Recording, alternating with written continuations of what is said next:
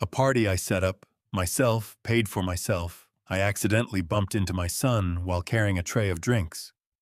He spun around and struck me across the face, in front of 30 people. Then his wife crossed the yard and said quietly, "You startled him. Apologize or leave our home." So I left. I walked out through a gate I built with my own hands, got in my truck, and made one phone call. By the time they drove home that evening, 3 strangers were already waiting at their front door. Before we begin, thank you for being here. This channel, Dad's Revenge Stories, exists because of people like you. Drop a comment and tell me where you're watching from. Your country, your city. I read every one. This story contains fictional elements for reflection and entertainment. Any similarity to real names or places is coincidental, but the lesson it carries is one we all need. I have built things with my hands my entire life.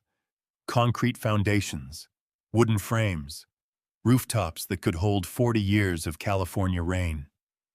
I spent 31 years running a small contracting company out of Pasadena, and I learned early on that the most important part of any structure was never the part people could see.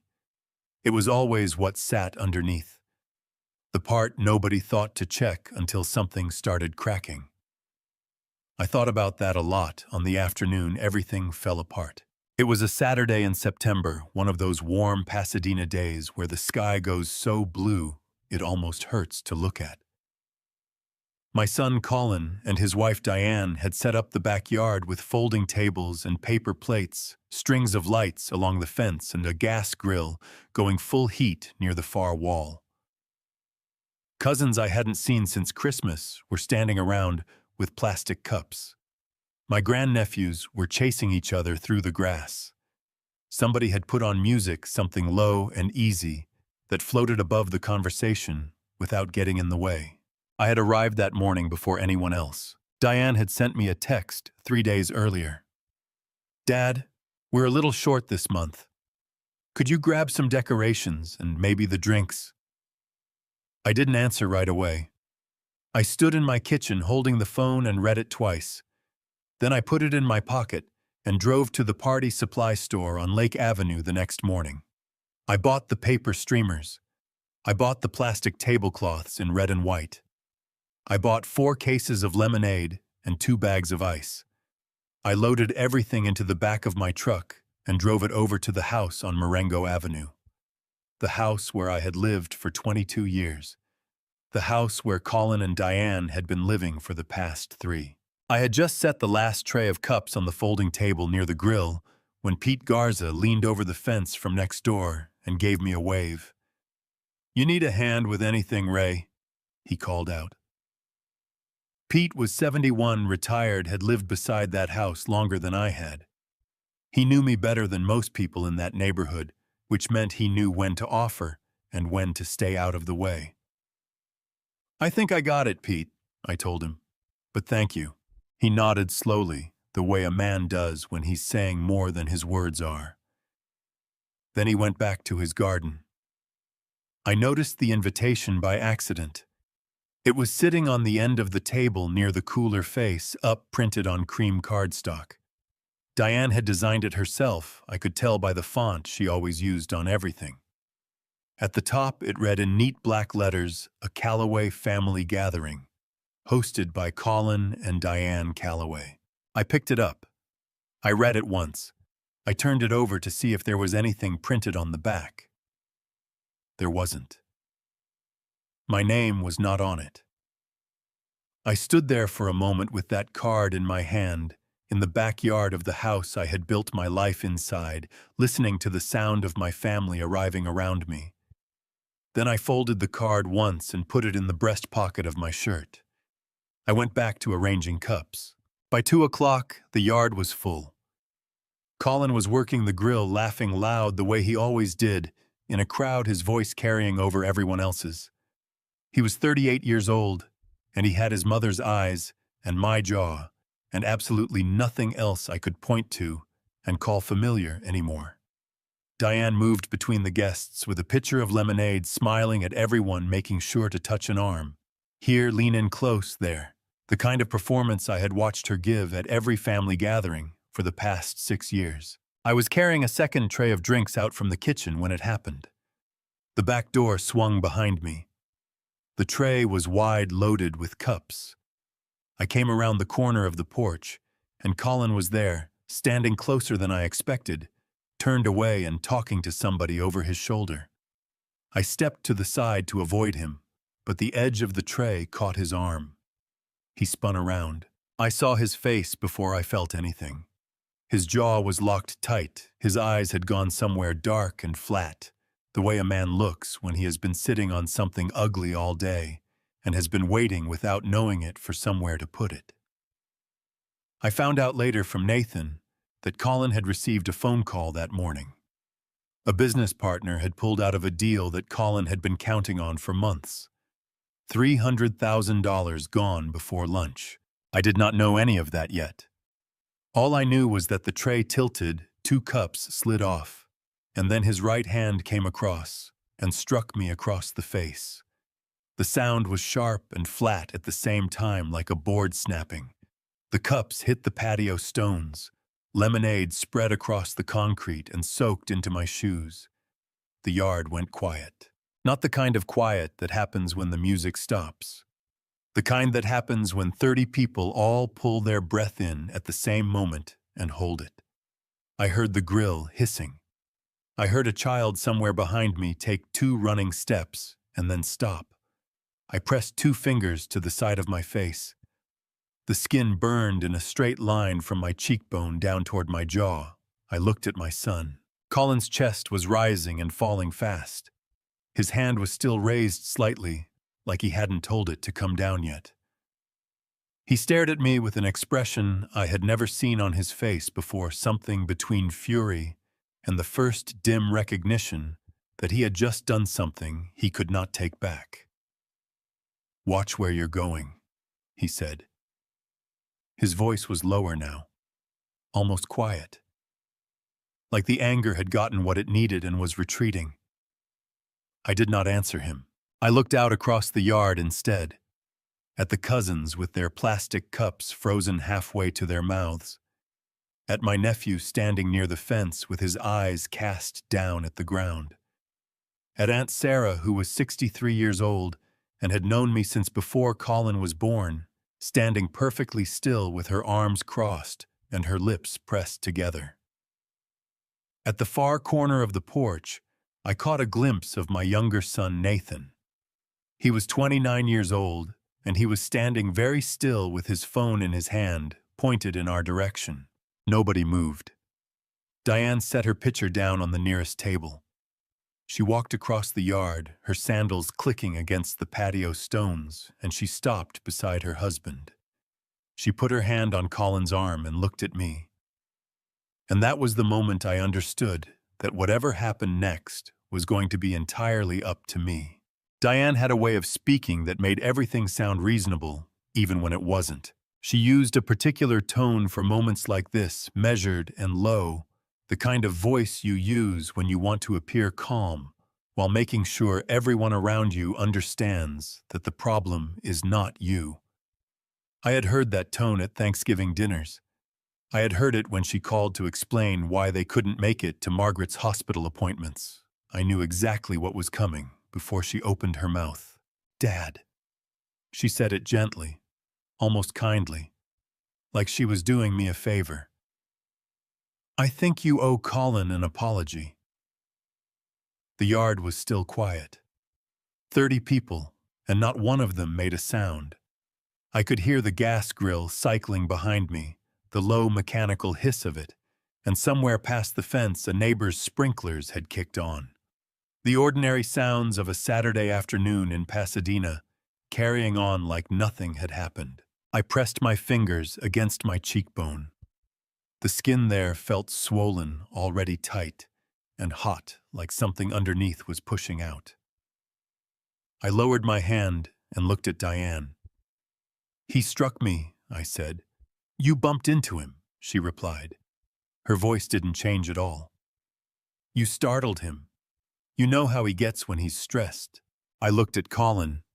He was standing slightly behind Diane now, His arms crossed over his chest, his chin lifted. There was something in his posture that I recognized, and it took me a moment to place it. It was the posture of a man who had done something he knew was wrong, and had already decided he wasn't going to be the one to say so. He was waiting for the room to agree with him. He had been waiting for rooms to agree with him his entire adult life. "Apologize," Diane said again, "or I'm going to have to ask you to leave." I turned and looked at the yard. Aunt Sarah was standing near the far table. She was 63 years old, Margaret's younger sister, and she had been at every family gathering I could remember for the past 4 decades. She was looking at me with an expression that sat somewhere between grief and guilt. Her mouth opened slightly. Then she looked down at the grass. My nephew Marcus was examining the label on his cup, like it contained information he urgently needed. 2 of the younger cousins had drifted toward the back fence, putting distance between themselves and what was happening without technically leaving. A woman I barely recognized, some connection of Diane's from her work, was staring at her phone with theatrical concentration. Nathan was still at the corner of the porch. He had lowered the phone, but his hand was still wrapped around it, knuckles pale. He caught my eye for just a second. The look on his face was 29 years of knowing his father condensed into a single expression. He gave me the smallest nod I had ever seen from another human being. I thought about a morning almost a year earlier. I had pulled into the driveway on Marengo Avenue to drop off a casserole Margaret had made for Colin and Diane during a week they said was particularly hard. I had parked in the spot closest to the side gate, the one I had always used, the one I had used for 22 years, living in that house. Colin had come outside carrying a bag of trash and stopped when he saw my truck. "That's my spot," he said, loud enough for the neighbors to hear, loud enough for Pete Garza, who was trimming his hedge 10 feet away, to stop trimming.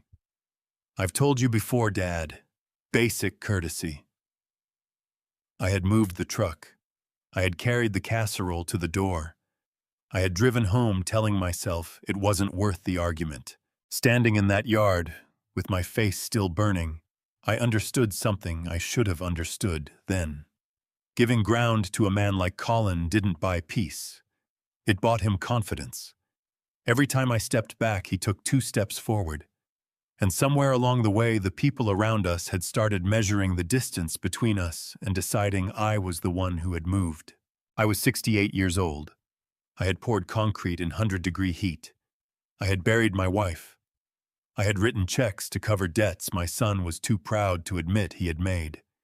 I had driven my mother to chemotherapy 11 times in the last year of her life, while Colin sent flowers and apologies from cities he may or may not have actually been in. I was done moving. "No," I said. It came out quieter than I intended, but it landed the way I meant it to. Clean and flat and final, like a level reading 0. Diane's eyes hardened. "Then I need you to go, Dad. I'm sorry." She didn't sound sorry. I picked up 2 of the fallen cups from the patio stones. I set them on the nearest table. I took one long look around the yard at the decorations I had purchased, at the tablecloths I had spread, at the lemonade pooling between the cracks in the concrete. Then I walked toward the side gate, the same gate I had installed myself in the summer of 2003, and I pushed it open. Behind me, Colin said something to Diane in a low voice. She laughed once, short and quiet. I didn't look back. The gate swung shut behind me with a sound like a period at the end of a very long sentence. I walked to my truck. My hands were trembling slightly, not from fear, but from the particular kind of tension that builds in a man when he has been holding himself completely still for too long. I sat behind the wheel and stared through the windshield at the empty street. My phone buzzed against my thigh. I pulled it out and looked at the screen. 1 missed call. Gerald Vance, attorney at law. I didn't answer the call. I set the phone face down on the passenger seat and pulled away from the curb. Gerald Vance had been Margaret's attorney for 11 years. He was a careful man who did not call without a reason, and whatever his reason was, I was not ready to hear it yet.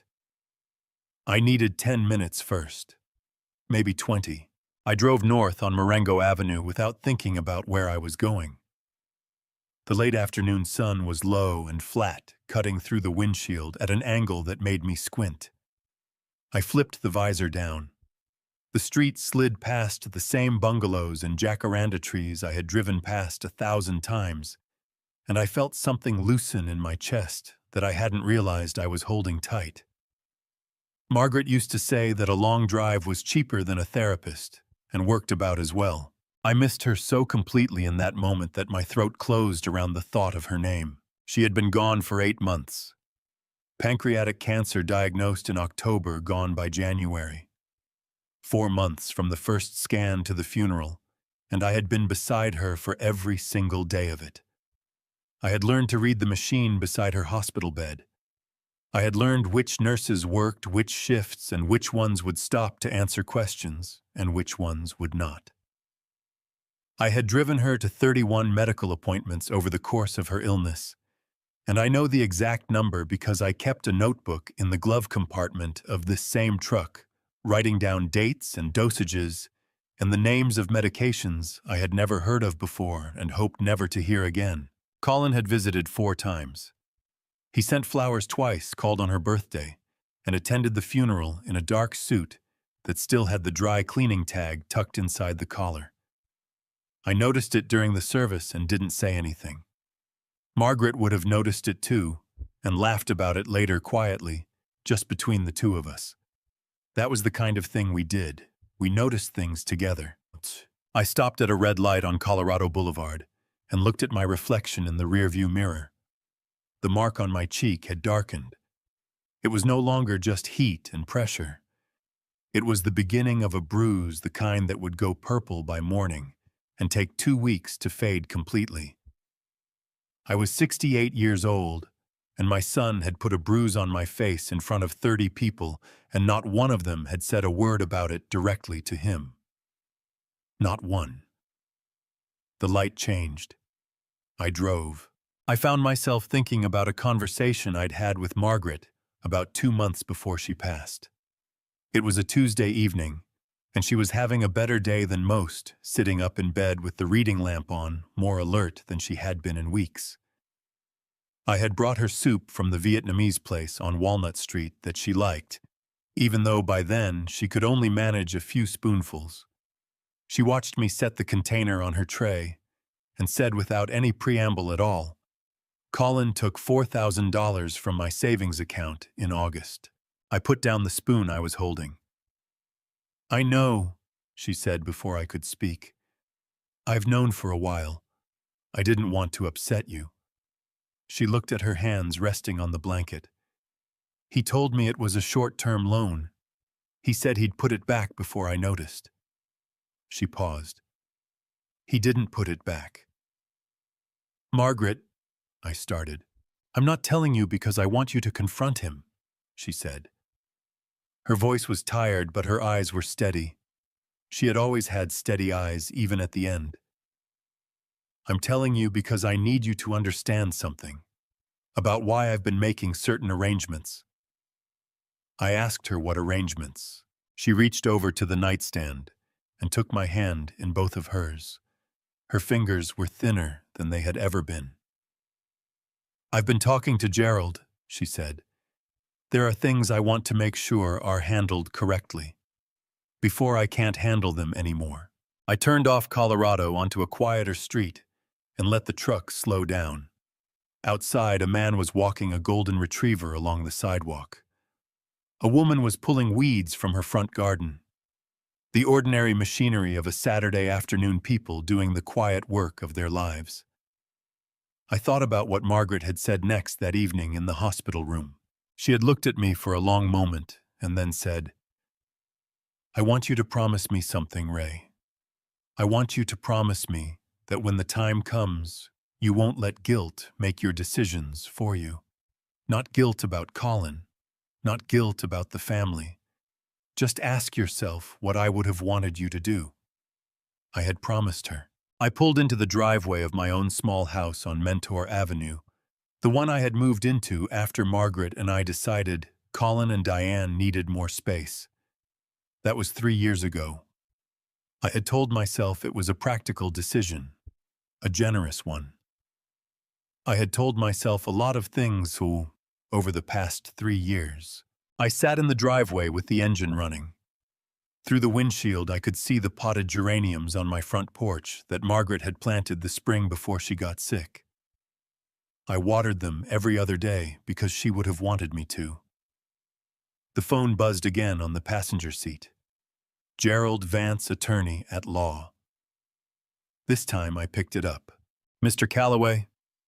Gerald Vance's voice was exactly as I remembered it.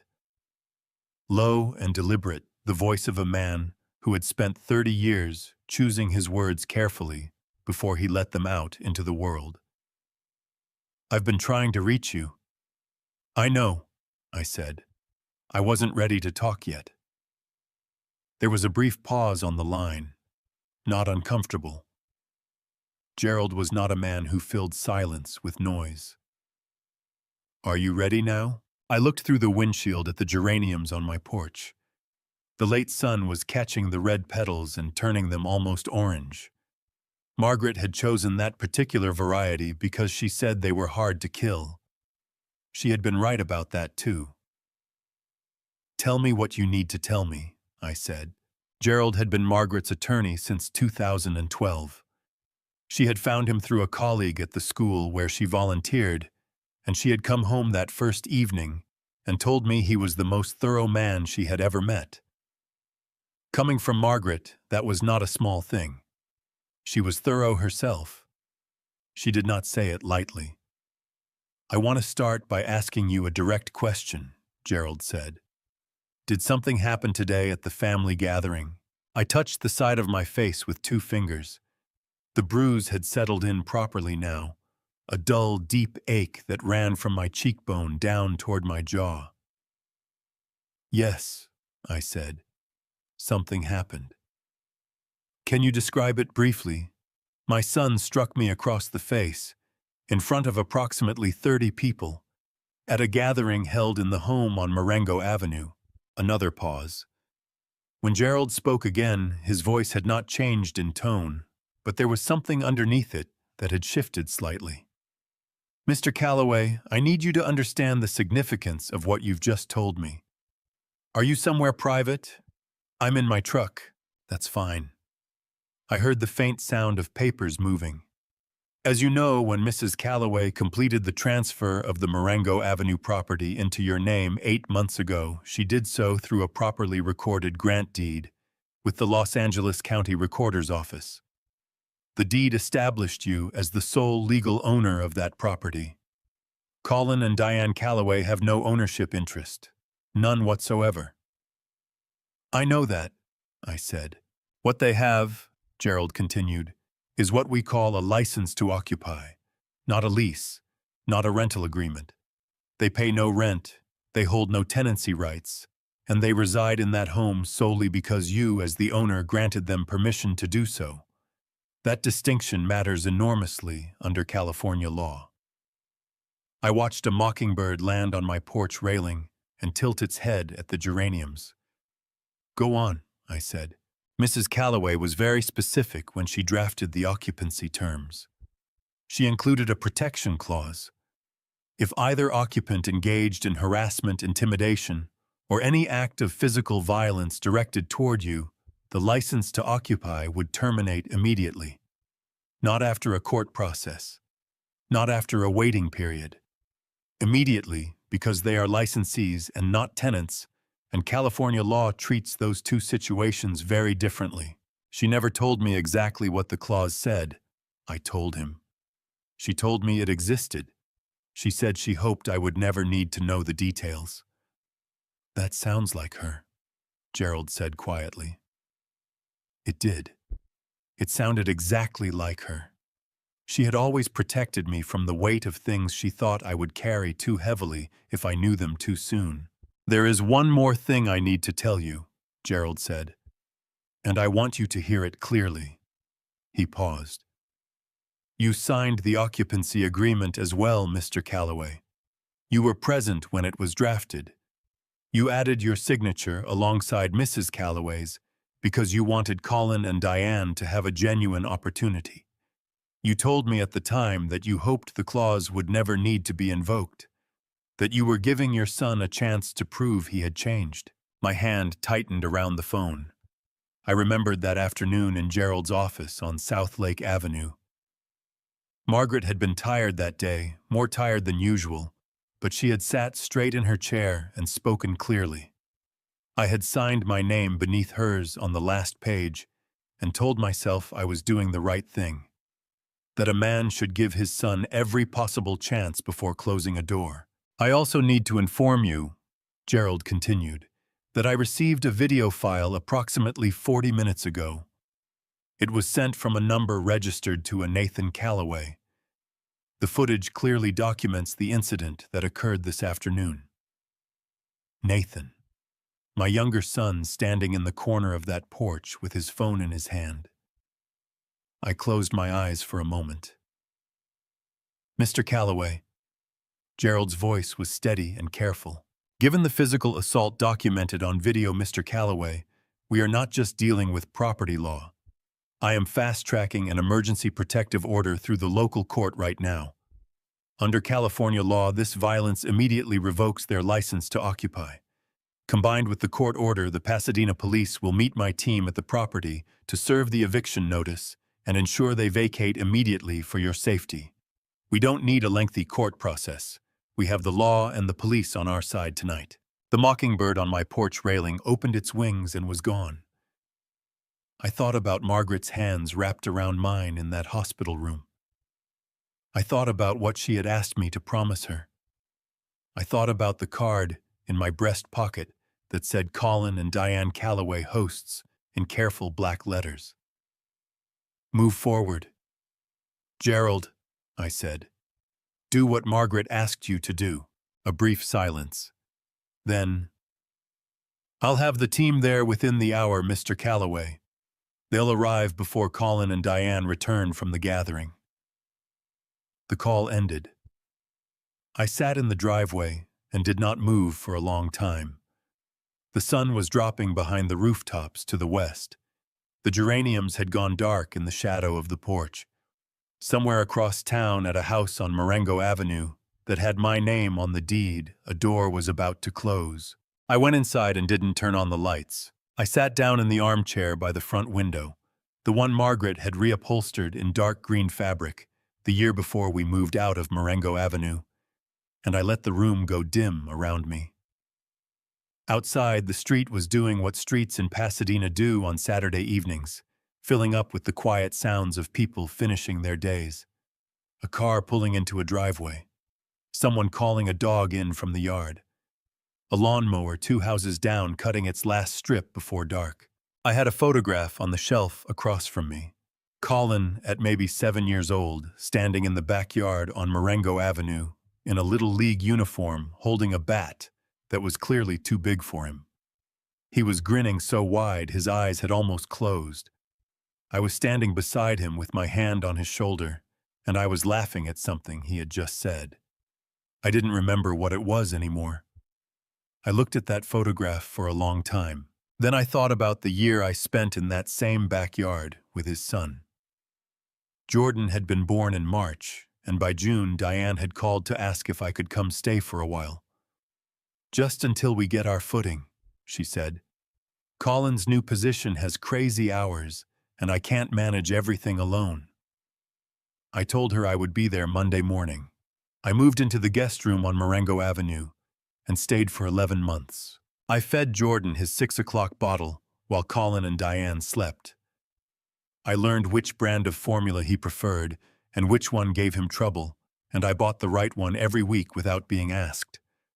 I sat on the kitchen floor with him on a playmat and stacked wooden blocks and knocked them down and stacked them again 50 times, 100 times, because he laughed every single time they fell, and that laugh was the best sound I had heard in years. I took him to the park on Chester Avenue on Tuesday and Thursday mornings. I knew every duck in that pond by its markings. What I did not know until much later was that Diane had installed 2 cameras in the living room and the play area during my second week there. I found out from Nathan, who found out from a cousin Diane had mentioned it to at a different gathering years after the fact. The cameras had been positioned to capture the main areas where I spent time with Jordan. Diane had reviewed the footage regularly. Nathan told me she had once mentioned to this cousin that she was looking for something she could use if she ever needed it. I sat in my dark living room and turned that information over in my mind, the way you turn a stone over in your hand, looking at the underside. She had watched me raise her son for 11 months. She had watched me change him and feed him and teach him to clap his hands and say the word more when he wanted another cracker. She had watched all of it looking for a mistake, and she had not found one because there was nothing to find. I had loved that boy the way I had loved Colin at that age, without condition and without calculation. The phone in my pocket buzzed. I pulled it out. Nathan. Dad. His voice was tight. Are you okay? Where are you? Home, I said. I'm fine. You're not fine. Nobody who just went through that is fine. I heard him exhale hard. I want you to know something. I need you to know it right now. I filmed everything, from the moment Colin turned around. I got all of it, Dad. I already sent it to Mr. Osei. My chest did something complicated. Pride and grief in the same moment, which is a combination I had not expected. Why were you filming? I asked him. Nathan was quiet for a second. Because I've watched Colin treat you like that for 3 years, and nobody ever does anything about it. I decided a long time ago that if it ever went too far, I wasn't going to be another person who just stood there. His voice cracked slightly at the end. I should have done something today instead of just filming. I've been thinking about that since you walked out that gate. You did the right thing, I told him. I should have said something. Nathan, I kept my voice level. What you did may matter more than anything anyone said today. Do you understand me? He didn't answer right away. I heard him breathing on the other end of the line. I thought about another afternoon, about 2 years after the year I spent watching Jordan. Colin had called me on a Wednesday evening with a particular quality in his voice that I had learned to recognize over the years, the low, careful tone he used when he needed something and was working up to asking for it. Dad, I'm in a tight spot, he said. The utility company is about to cut the power and the gas on the same day. It's a billing error. I just need a few weeks to sort it out. I had known it was not a billing error. I had known because Melissa Tanner, who had run the books at my contracting company for 14 years before I sold it, had mentioned 3 months earlier that she had run into Colin at a sports bar off the 110 freeway, and that he had been there for a long time, and that there had been money on the table that had nothing to do with food or drinks. The 2 overdue bills totaled $6,400. I called Melissa the next morning and asked her to wire the payment from my personal savings account. Ray, are you sure? She said. This is your retirement money. I told her to process it. Colin never knew how close he had come to having the lights turned off. He also never knew I was the one who made sure they stayed on. Dad, Nathan said on the phone. Are you still there? I'm here, I said. Come over tomorrow morning. I'll make coffee. After we hung up, I sat for another few minutes in the dark. The photograph of Colin in his Little League uniform caught the last light from the window. That boy with the bat too big for his hands, grinning at something I had already forgotten. I wondered when exactly the distance between that boy and the man in the backyard this afternoon had become impossible to cross. I got up eventually and went to the kitchen. I filled the percolator and set it on the burner, the way Margaret had taught me, the old-fashioned way, because she never trusted drip machines to get the temperature right. The kitchen smelled like coffee and dish soap and the faint trace of the lavender she used to keep in a small jar on the windowsill. I had replaced the jar twice since January because I couldn't bring myself to stop. I stood at the counter and watched the percolator and thought about the last real conversation Margaret and I had about Colin.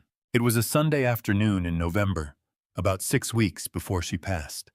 Father Dennis Corley had come by the house to sit with her for a while, the way he did most Sundays toward the end.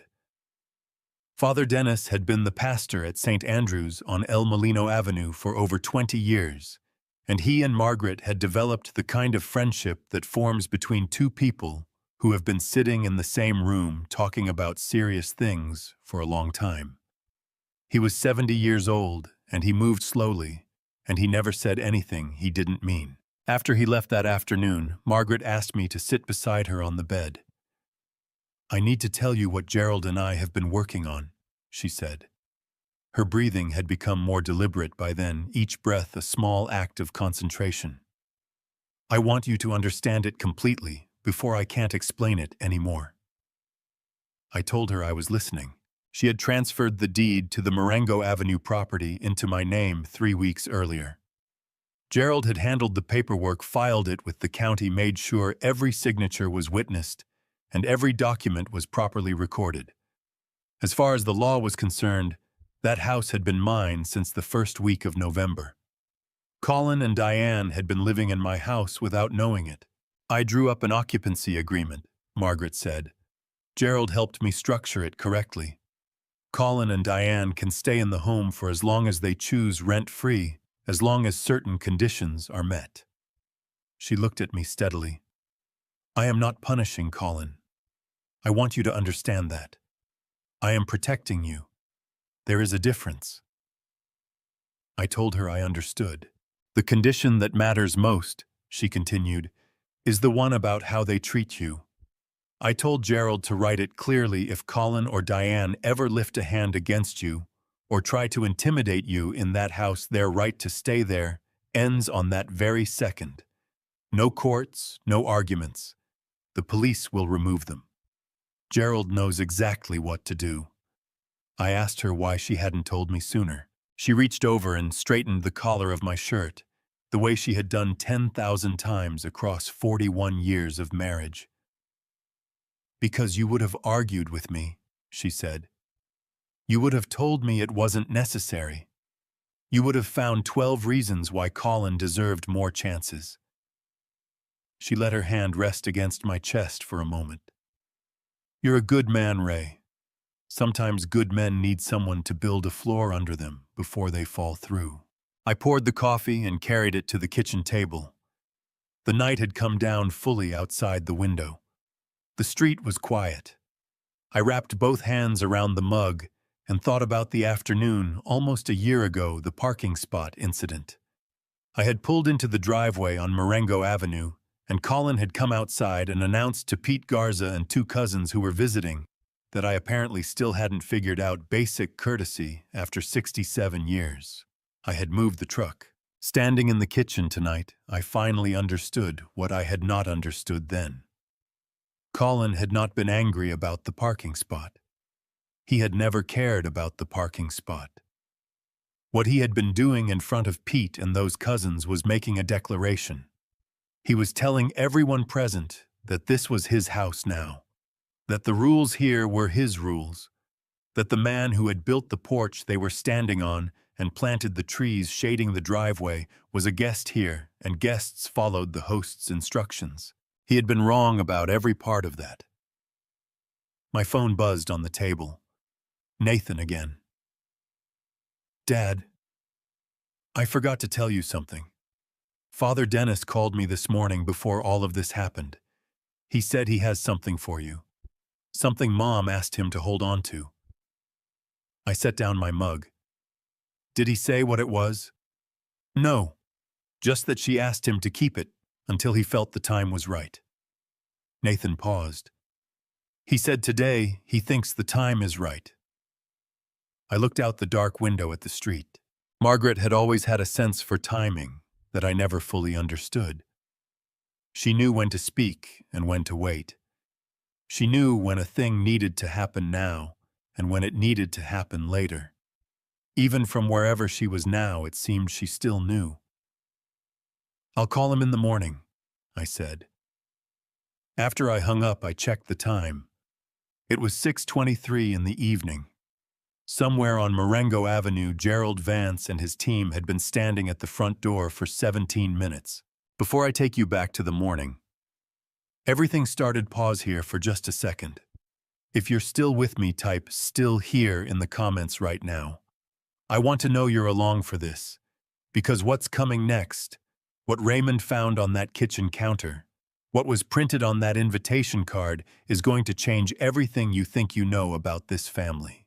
And a gentle note: what follows contains some fictional details woven in to help carry this story forward. If that's not what you came for, no hard feelings, you're free to step away right here. But if you stay, I promise it will be worth it. That morning felt like it belonged to a different week entirely. I had been up before 6, the way I always am, old habits from 30 years of getting to job sites before the rest of the crew. I made toast and ate it standing at the kitchen counter, and then I drove to the party supply store on Lake Avenue because Diane had sent me a text 3 days earlier asking if I could handle the decorations and drinks. She had written, "We're a little short this month, Dad. You know how it gets." I had read it twice and then set my phone face down on the counter for a few minutes before picking it up again and typing back, "I'll take care of it." I always took care of it. The store was quiet at that hour, just me and a teenage kid restocking the balloon display near the entrance. I found the paper streamers without any help and spent longer than I should have standing in the tablecloth aisle deciding between red and white or solid blue. Margaret would have known immediately. She had a gift for that kind of decision, fast and certain the way she approached most things. I chose red and white and told myself she would have agreed. I loaded 4 cases of lemonade into the truck bed, 2 bags of ice, the streamers, the tablecloths, a box of napkins printed with small American flags that seemed festive without being too much. $63.40. I paid cash. When I pulled onto Marengo Avenue just after 8, Pete Garza was already in his front yard, crouched beside his rose beds with a pair of pruning shears. He straightened up when he heard my truck and gave me a wave that had a question in it. "You're here early, Ray," he called across the fence. "Setting up," I told him. He nodded at the truck bed. "You need a hand carrying any of that in?" "I've got it, Pete. But thank you." He watched me unload without saying anything else for a minute. Then he said, "Call and know you're bringing all this bisu." "Diane asked me to wosu," I said. Pete made a sound that wasn't quite a word. He went back to his roses. I carried everything through the side gate and started setting up the backyard alone. I unfolded the tables, shook out the tablecloths, arranged the cups in rows, the way Margaret always did, large ones on the left, small ones on the right. I got the grill going and adjusted the temperature and set out the tongs on the little hook on the side where they always went. It took me about an hour and a half, and nobody came outside to help or to thank me or to say good morning. I was wiping down this last table when I noticed the receipt. I went into the hallway closet to find extra trash bags, and my foot brushed against a discarded bank statement from my late wife's old account, the one Colin claimed he had no access to. There it was, printed just 2 days prior, an unauthorized cash withdrawal of $900 right next to a boutique receipt for a luxury item Diane was hiding upstairs. They weren't short on money.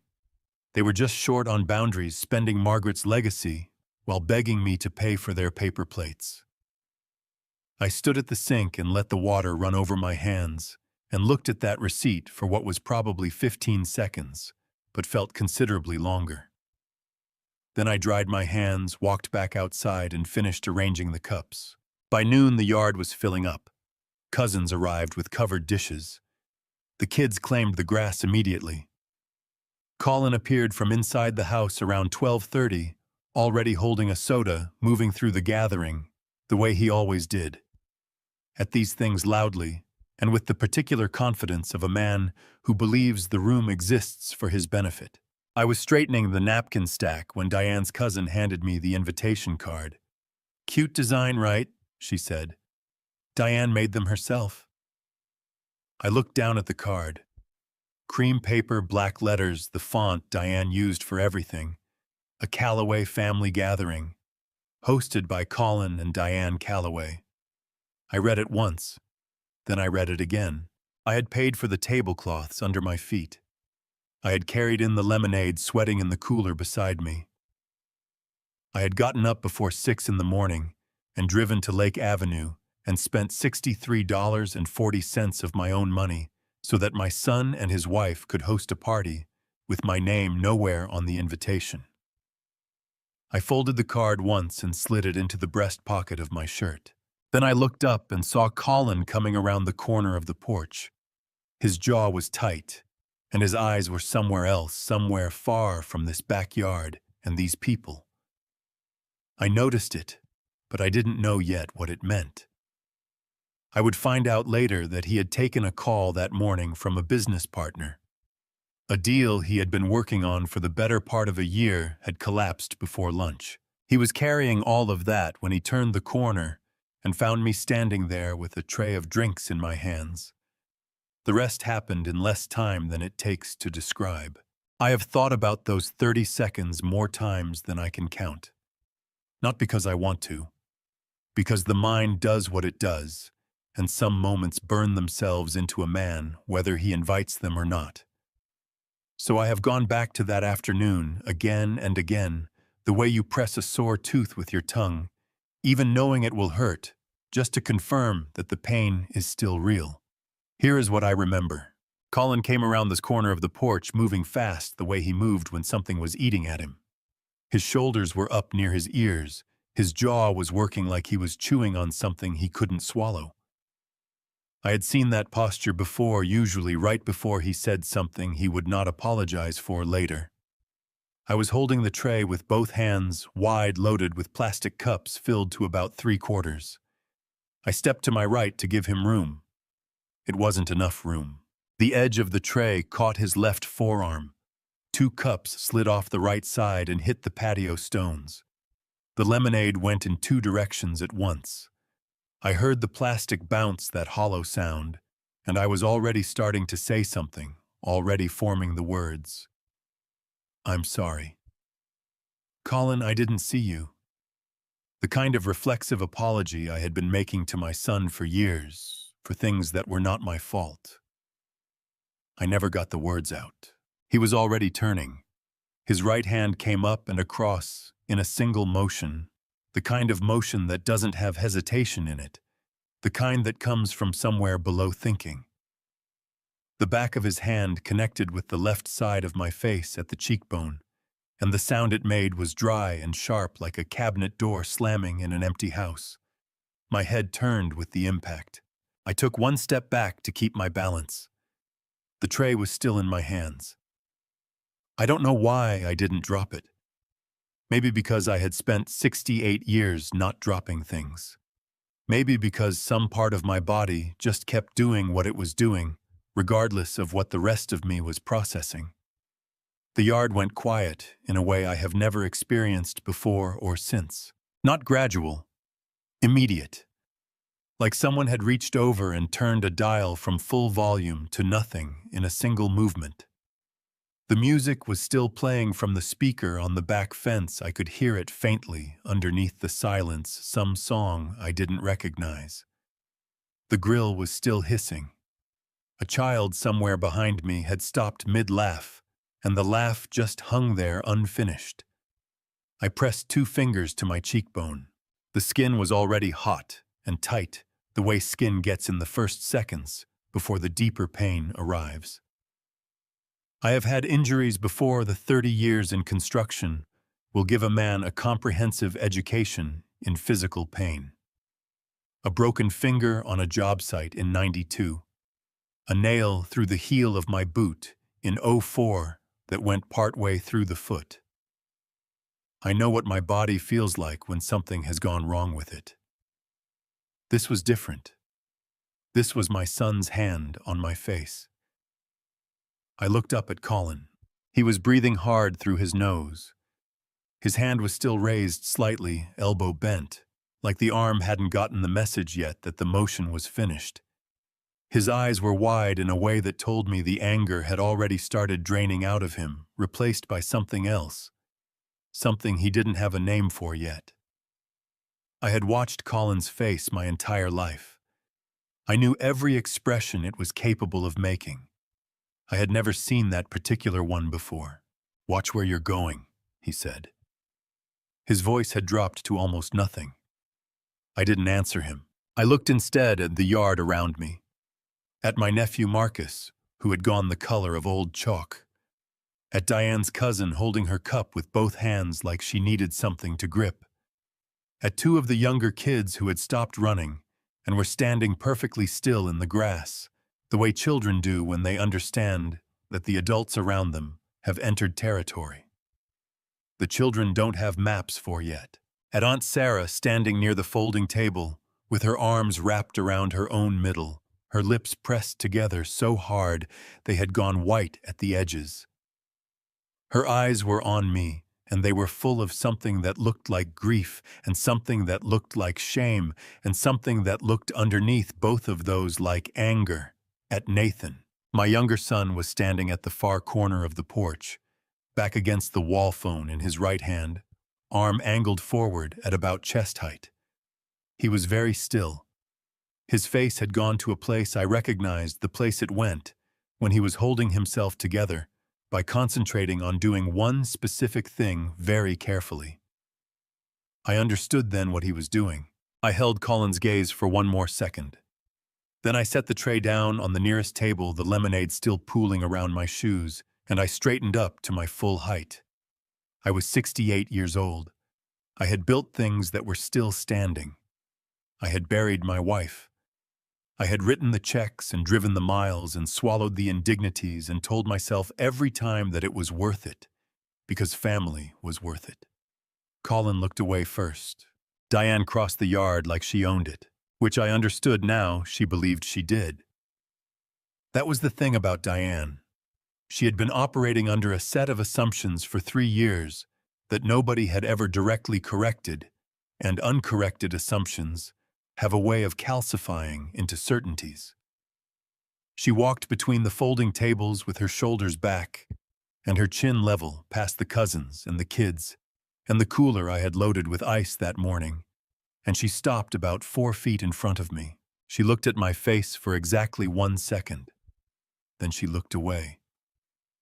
That 1 second told me everything I needed to know about Diane. She had seen the mark. She knew what it was and what had made it. And she had made a decision in that single second to proceed as though she hadn't. "Dad," she said. Her voice was the careful, managed tone she used when she wanted to appear reasonable. "I think this has gotten a little out of hand. Why don't we all just take a breath?" "He struck me, Diane. You startled him." She tilted her head slightly. "You know how stressed he's been. The business situation has been really difficult lately, and he's been under enormous pressure, and I think if we're being honest, the way you came around that corner, Diane." I said her name the way you set something heavy down, not loud, just final. She stopped talking. I looked at her and I thought about the camera she had installed in the living room of this house during the 2nd week I was there taking care of her newborn son. I thought about 11 months of bottles and park visits and wooden blocks, all of it conducted under a lens she had pointed at me while she was looking for something to use. I thought about the receipt on the kitchen counter that morning. $830 for a handbag on the same day she had texted me that they were a little short this month. I thought about the invitation card folded in my breast pocket. Colin had moved to stand beside her, now arms crossed, jaw reset into something approximating composure. The crowd around us was doing that particular thing crowds do when they want to be somewhere else but feel unable to leave small, unconscious movements. Weight, shifting eyes, finding the ground, hands finding pockets. Aunt Sarah had not moved. She was watching me from across the yard with an expression I couldn't fully read, but that contained, I thought, a question. "What are you going to do, Ray?" "I'd like you to apologize to Colin," Diane said. Her voice had hardened slightly, the reasonableness wearing thin at the edges. "We can all move past this and enjoy the rest of the afternoon. That's what I think everyone here wants." I noticed the way she said everyone here, the way her eyes moved briefly across the gathered relatives when she said it. She was reminding me that I was outnumbered. She was reminding me that these people had been standing here for the past 3 years, watching Colin treat me the way he treated me, and not one of them had said a word about it. And that record of silence was something she was counting on continuing. What she did not know, what she could not have known, was what that silence had cost her. Because here is what I understood in that moment, standing in that backyard with lemonade drying on my shoes, and my son's handprint burning into my cheekbone. The house on Marengo Avenue, the house Colin and Diane had been entertaining their guests in all afternoon, the house whose backyard we were currently standing in, had my name on the deed at the Los Angeles County Recorder's Office. It had had my name on it for the past 10 months. Every assumption Diane had built her life around for the past 3 years was resting on a foundation that did not exist. She just didn't know it yet. I reached into my breast pocket and took out the invitation card. I held it for a moment, feeling the weight of the cardstock between my fingers.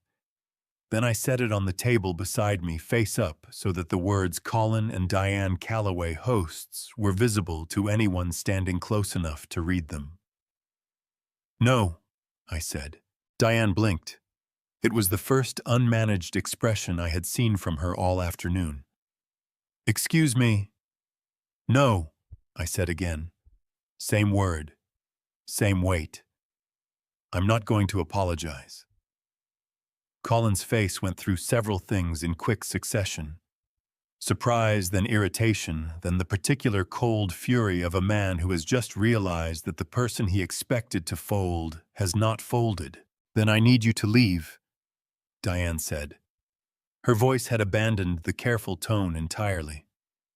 "I need you to leave our home." I looked at her for a long moment. Our home. I picked up the 2 fallen cups from the patio stones and placed them neatly on the table. I took off the apron I had put on that morning when I was setting up the grill, folded it once and draped it over the back of a chair.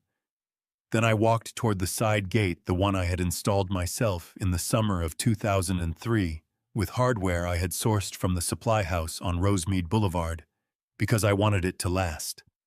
It had lasted. Behind me, I heard Colin say something to Diane in a low voice. She made a sound that might have been a laugh. I pushed the gate open, walked through, and pulled it closed behind me. The latch caught with a sound like a period at the end of a very long sentence. I was halfway to my truck when I felt my phone buzz in my pocket. I didn't stop walking. I already knew I would answer it this time. Then I looked down at the screen and stopped where I stood. It was not Gerald's number. Diane had posted a photograph. I could see the notification preview from where I was standing in the street. The image showed the backyard full of smiling people, paper plates, the grill going in the background. The caption read, "Family time is everything." The timestamp showed it had been posted 4 minutes ago. 4 minutes ago, I had been standing in that same backyard with her husband's handprint on my face. I stood on the sidewalk outside the house that had my name on the deed, and I looked at that photograph for a long time. Then I put the phone in my pocket, got in my truck, and drove away without looking back. I drove 3 blocks before I pulled over. Not because I needed to collect myself, because I needed both hands free to make a phone call. And I was not the kind of man who drove and talked at the same time, not since Margaret had asked me to stop doing that 12 years ago, and I had agreed and kept the agreement. So I put the truck in park on a quiet stretch of Mentor Avenue 2 blocks from my own house, and I sat there for a moment with the engine running. The afternoon light had gone amber, the particular shade it gets in Pasadena in September, when the sun starts dropping behind the San Gabriel Mountains, and the whole city goes warm and gold for about 40 minutes before the dark comes in. I had always liked that light.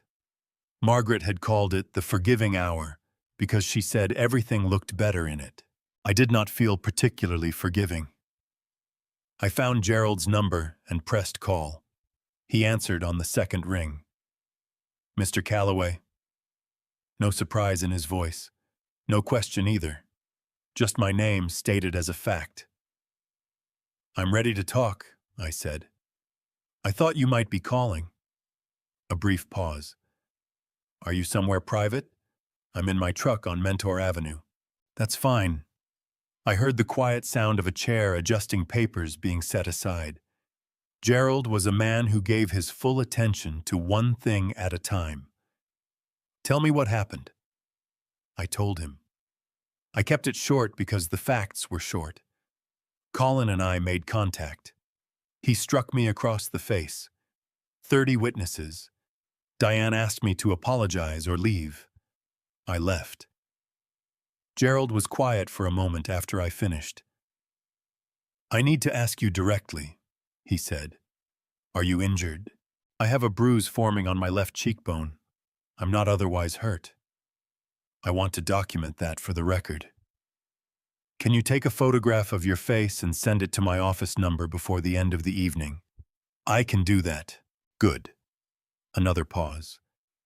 "Mr. Calloway, as we have discussed previously, the occupancy agreement Mrs. Calloway drafted contains what we call an immediate termination clause. Unlike a standard lease which requires formal eviction proceedings through the courts, Colin and Diane Calloway are licensees. They hold no tenancy rights. They pay no rent. They occupy that property solely at your discretion as the legal owner. Under California law, a licensee's right to occupy can be revoked at any time for any reason, and in this case the agreement specifies that revocation is automatic upon verified evidence of physical harm directed toward you. "Nathan sent you a video," I said. "He did. Approximately 40 minutes ago. The footage is clear and unambiguous." He paused again. "I want to be certain you understand what you are authorizing, Mr. Calloway. Once I dispatch my team to the property, the process will move forward. The locks will be changed.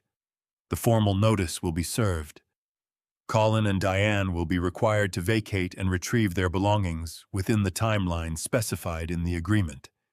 This cannot be undone once it begins." I looked out through the windshield at the amber light on the street. I thought about the morning I had spent setting up that backyard. The tablecloths and the lemonade and the $63.40 I had paid in cash at the party store on Lake Avenue.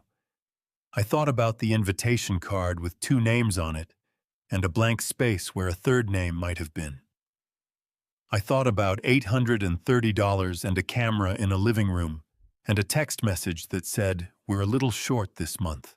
I thought about Margaret sitting up in that hospital bed, breathing carefully, telling me that good men needed someone to build a floor under them before they fell through. She had built the floor. All I had to do was stand on it. "Gerald," I said, "start the process. Tonight." A brief silence on the line. Then he said, "Understood, Mr. Calloway. We'll be there before they return." The words were simpler than I expected. But some decisions don't need ceremony. They just need to be made. "Understood," Gerald said. "I'll have the team assembled and at the property within the hour. They will arrive before Colin and Diane return from the gathering." A brief pause. "One more thing. Nathan Calloway also included a written statement with the video. He indicated he was present for the entire incident and is willing to testify to what he witnessed if that ever becomes necessary." My chest did the thing it had done earlier, that complicated mixture of pride and something that ached. "That's his choice to make," I said. "I didn't ask him to do any of that." "I know," Gerald said. "That's what makes it mean something." We ended the call. I sat in the truck for another minute, engine still running, hands resting on the wheel. Down the street, a sprinkler system had kicked on in someone's front yard, throwing arcs of water across the lawn in long, slow sweeps. A kid on a bicycle came around the corner, stood up on the pedals to get up. The slight incline disappeared around the next block. Ordinary Saturday. Ordinary street. Ordinary life continuing in every direction around me. I put the truck in drive. I had one stop to make before I went home. I needed to photograph my face in better light, send it to Gerald's office, and then I intended to sit in my own kitchen and drink coffee and wait for whatever came next without flinching from it. I had been a contractor for 31 years. I knew how demolition worked. You identified the structure that couldn't hold weight anymore. You documented it properly, and then you brought it down cleanly so that something better could be built in its place. The amber light was fading as I pulled away from the curb. In 40 minutes, it would be fully dark across Pasadena. And somewhere on Marengo Avenue, 3 people I had never met were getting into a car to drive to a house they did not own. By the time I got home, my phone had 11 unread messages. I sat in the driveway for a moment, before going inside looking at the screen in the fading light. Most of them were from cousins and relatives I had not spoken to privately in months. A few were from numbers I had to look at twice before I recognized them. One was from my nephew Marcus, who had not texted me directly in over a year. I read them in the order they had arrived. The first few were short. Hope you're okay, Ray. Thinking of you. Sorry about what happened. The kind of messages people send when they want to register their presence without committing to anything specific. I had sent similar messages myself over the years. I was not going to judge anyone for them now. Then they got longer. Marcus wrote, "I should have said something.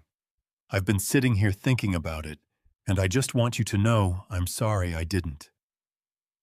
Diane's cousin, the one who had handed me the invitation card, wrote, "What Colin did was wrong. I want you to know that I know that." She had added, "Please don't think we all felt the same way he does about things." I wasn't sure exactly what she meant by that last part, but I appreciated that she had written it. Aunt Sarah had not sent a text. She had called and left a voicemail. I sat in the armchair by the front window and played it. Her voice was tight and controlled, the way voices get when someone has been holding back tears for several hours and is determined not to let them fall. "Raymond," she said, "I want you to know that I spoke to Colin after you left. I told him directly what I witnessed. He told me I didn't see it right. I told him I have 2 working eyes, and I know what I saw." A pause. "I also want you to know that I should have said something the moment it happened. I didn't, and I'm not going to make excuses for why. I just want you to know I'm sorry, and that I love you, and that Margaret would have been furious with me today." The message ended. I set the phone face down on the armrest and looked at the ceiling for a while. Nathan called at 7:15. "Dad, are you home?" "I'm home." "Good." I could hear him moving, the sound of a car door closing traffic behind him. "Okay. So, I'm going to tell you what happened after you left, and I need you to just let me get through it without interrupting." "Go ahead." He took a breath. "Colin started working the crowd about 5 minutes after you walked out. He was telling people you bumped into him on purpose, that you've always had a chip on your shoulder, and this was just you looking for a reason to make a scene. Nathan's voice had an edge to it I didn't often hear. A few people just nodded. You know how people are, they don't want the conflict. But then Aunt Sarah walked over to him and she said, and I'm quoting her here because I was standing close enough to hear it, she said, "Colin, but I have known your father for 40 years, and I have never once seen him look for a fight. What I saw today was a man who got hit and didn't hit back. And you need to think about what that says about both of you. I let out a slow breath. Colin told her she was being dramatic, Nathan continued. She told him she had seen enough and walked to her car. After that, the party just kind of... He paused. It deflated. Nobody left in a rush, but nobody was laughing either. People started saying their goodbyes around 6. By 6:30, the yard was empty. And Colin and Diane, they were loading the SUV when I left. Colin was in a good mood somehow. He was telling Diane that you'd probably call tomorrow, acting like nothing happened. Nathan's voice went flat. He said people like him never stay mad. I closed my eyes. People like him. After 68 years, after everything I had built and given and repaired and paid for without ever asking for anything, returned, that was what my son had decided I was. A category, a type, a predictable variable that could be counted on to absorb whatever was done to him and come back around in time for the next gathering. Dad, Nathan said quietly. Pete Garza called me about 20 minutes ago. He said there are people at the house on Marengo Avenue. A man in a suit, somebody with a toolbox. He said it looked official. It is official, I said. A long pause on Nathan's end. Are you okay? I thought about the question seriously before I answered it. Was I okay? My face ached. My chest was heavy in the particular way it got when I had been carrying something for too long and had finally set it down, and the muscles didn't know yet what to do with the absence of the weight. I think I will be, I said, eventually. That's good enough for now, Nathan said. After we hung up, I checked the time. 6:47. I got up and went to the bathroom mirror and looked at my face in the light. The bruise had come in fully now, a dark patch spreading from my cheekbone toward my jaw, purple at the center and yellow at the edges. I took the photograph Gerald had asked for and sent it to his office number without looking at it again. Then I went to the kitchen and put the percolator on. Outside, the neighborhood had gone fully dark. And on Marengo Avenue, if Pete Garza's account was accurate, a white sedan and an unfamiliar van were parked in front of a house where a light was still on in the front room. Colin and Diane would be home within the hour. Gerald called me at 8:14 that evening. I was sitting at the kitchen table with my second cup of coffee going cold in front of me, and when his name came up on the screen, I answered before the second ring finished. "It's done, Mr. Calloway," he said. "I want to walk you through what happened if you have a few minutes." "I have time," I said. "Tell me everything." He did. He was precise about it, the way he was precise about everything. And as he talked, I found myself constructing the scene in my mind, from his words, the way I used to build structures from blueprints, detail by detail, until the whole thing stood up solid in front of me. Gerald and his team had arrived at Marengo Avenue at 7:03. 3 of them in total. Gerald himself dressed in what he described simply as his work clothes, meaning the dark suit he wore to every professional engagement, regardless of the hour.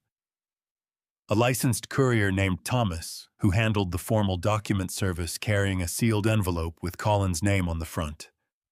And a locksmith, a man named Davis, who had worked with Gerald's firm on similar matters before with a toolbox, and 2 new lock cylinders already matched to the property. They had parked on the street and waited. Pete Garza had come to his front fence almost immediately, Gerald said, and Gerald had introduced himself briefly and explained in general terms what was taking place.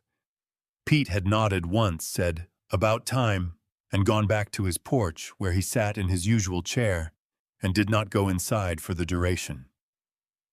Colin and Diane arrived at 7:29. Gerald said he heard the SUV before he saw it, the engine slowing as it turned onto the block. The headlights swept across the 3 of them standing on the front walkway. The vehicle pulled into the driveway and sat there for a moment with the engine running. Then Colin got out. Gerald said he walked toward them with the particular stride of a man who has decided in advance that whatever is happening is either a mistake or someone else's problem. His hands were loose at his sides. He was still wearing the clothes from the barbecue. He stopped about 8 feet away and looked at the three of them with an expression Gerald described as impatient. "Can I help you?" Colin said. Gerald introduced himself, presented his card, said he was representing the owner of the property. Colin laughed. Gerald said it was the short, confident laugh of a man who believes he is about to demonstrate that someone has made an error. "The owner," Colin said. "I think there might be some confusion here." Diane had gotten out of the passenger side by then. She came around the front of the vehicle and stood beside her husband. She was looking at Gerald with a different expression than Colin. Gerald said. Less impatient, more careful. Like a person who has learned to read a room before committing to a position. Gerald asked them to confirm their names for the record. Colin did. Diane did. Gerald accepted the sealed envelope from Thomas and held it out to Colin.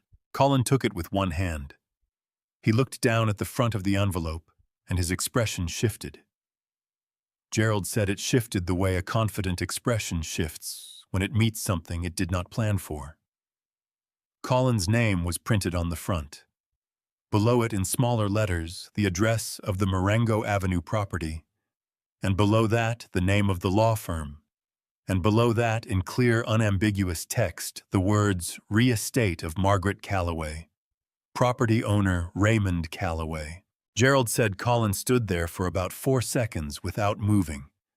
Then he tore the envelope open. He read the first page standing on the walkway with the porch light falling across the paper. Gerald watched his eyes move across the lines and stop. Move back to the top and read again. His jaw had gone tight. A muscle in his cheek was working. Diane stepped close and tried to read over his shoulder. Colin turned slightly away from her, which Gerald noted was instinctive, the movement of a man who processes bad news alone first. Then Colin turned to the page with the protection clause. Gerald said he watched Colin read that page twice, slowly, all the way through both times. When Colin looked up, his face had done something that Gerald, in 30 years of estate law, said he had seen only a handful of times. It had gone completely still, not angry, not defensive, still. The way a face goes when the mind behind it is running very fast through a very short list of options and finding none of them workable. "This is not possible," Colin said. His voice was different now, quieter and rougher at the same time.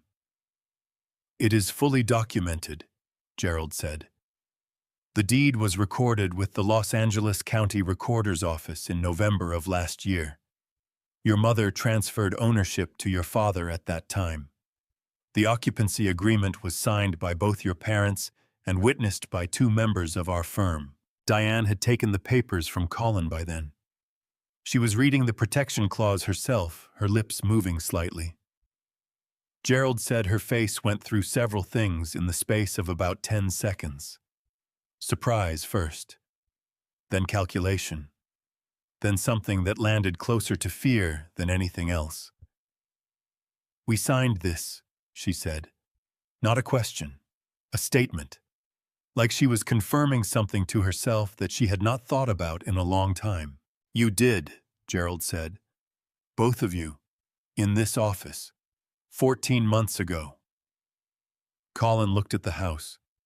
Gerald said he looked at it the way a man looks at something he has just realized he never actually owned. His shoulders came down about an inch. The confidence he had carried all afternoon through the barbecue and the drive home and the walk up the driveway left his body so visibly that Gerald said he could mark almost the exact moment it went. Behind them, Davis the locksmith picked up his toolbox and walked toward the front door. Colin turned around. "What is he doing?" "Changing the locks," Gerald said, "as specified in the agreement." Colin took one step toward the door. Davis inserted the first cylinder into the lock, applied the tool, and the old hardware came free in his hands. The new cylinder went in with a series of small, deliberate clicks that carried clearly across the quiet street. Colin stopped where he stood. For the first time since he had pulled into that driveway, he had absolutely nothing to say. "Gerald told me that part last." Then he said, "It went exactly as your wife intended it to go, Mr. Calloway." I sat at my kitchen table with the cold coffee in front of me and did not say anything for a moment. "Thank you, Gerald," I finally said, "for everything." "Get some rest," he said. "I'll send the documentation to your email in the morning." I was still sitting at the kitchen table when Nathan called again. It was 8:41.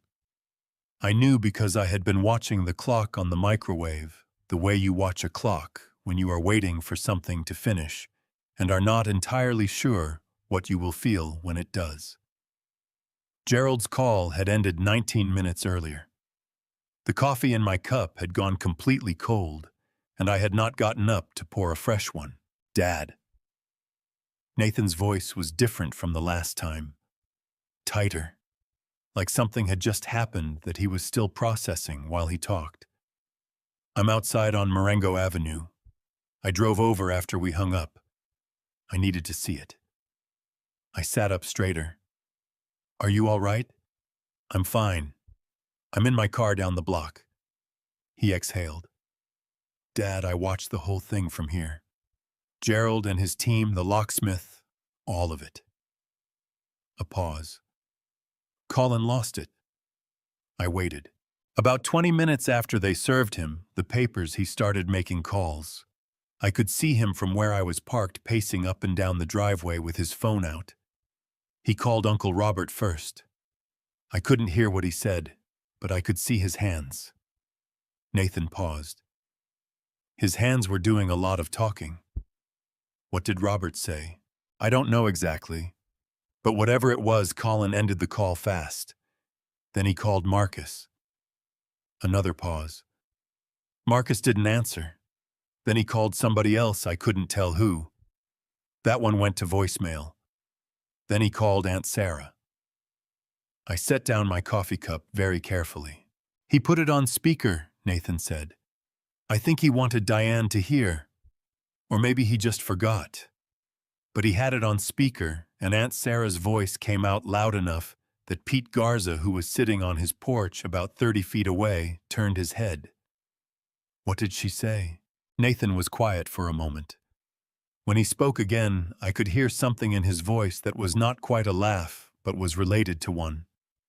"She said, 'Colin, I watched you strike your father in front of 30 people this afternoon. I watched your wife tell him to apologize or leave. And now you're calling me to do what exactly? To tell a lawyer that it didn't happen." A pause.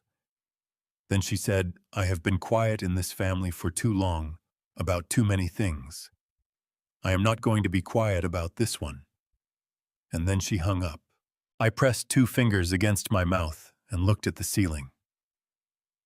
Colin stood in the driveway for about 10 seconds after that. Nathan continued, just standing there with the phone at his side. Pete Garza was watching him from the porch. Neither of them said anything. Nathan paused. Then Colin turned around and threw his phone into the passenger seat of the SUV. Not hard enough to break it, but hard enough that Diane flinched. I thought about Diane flinching.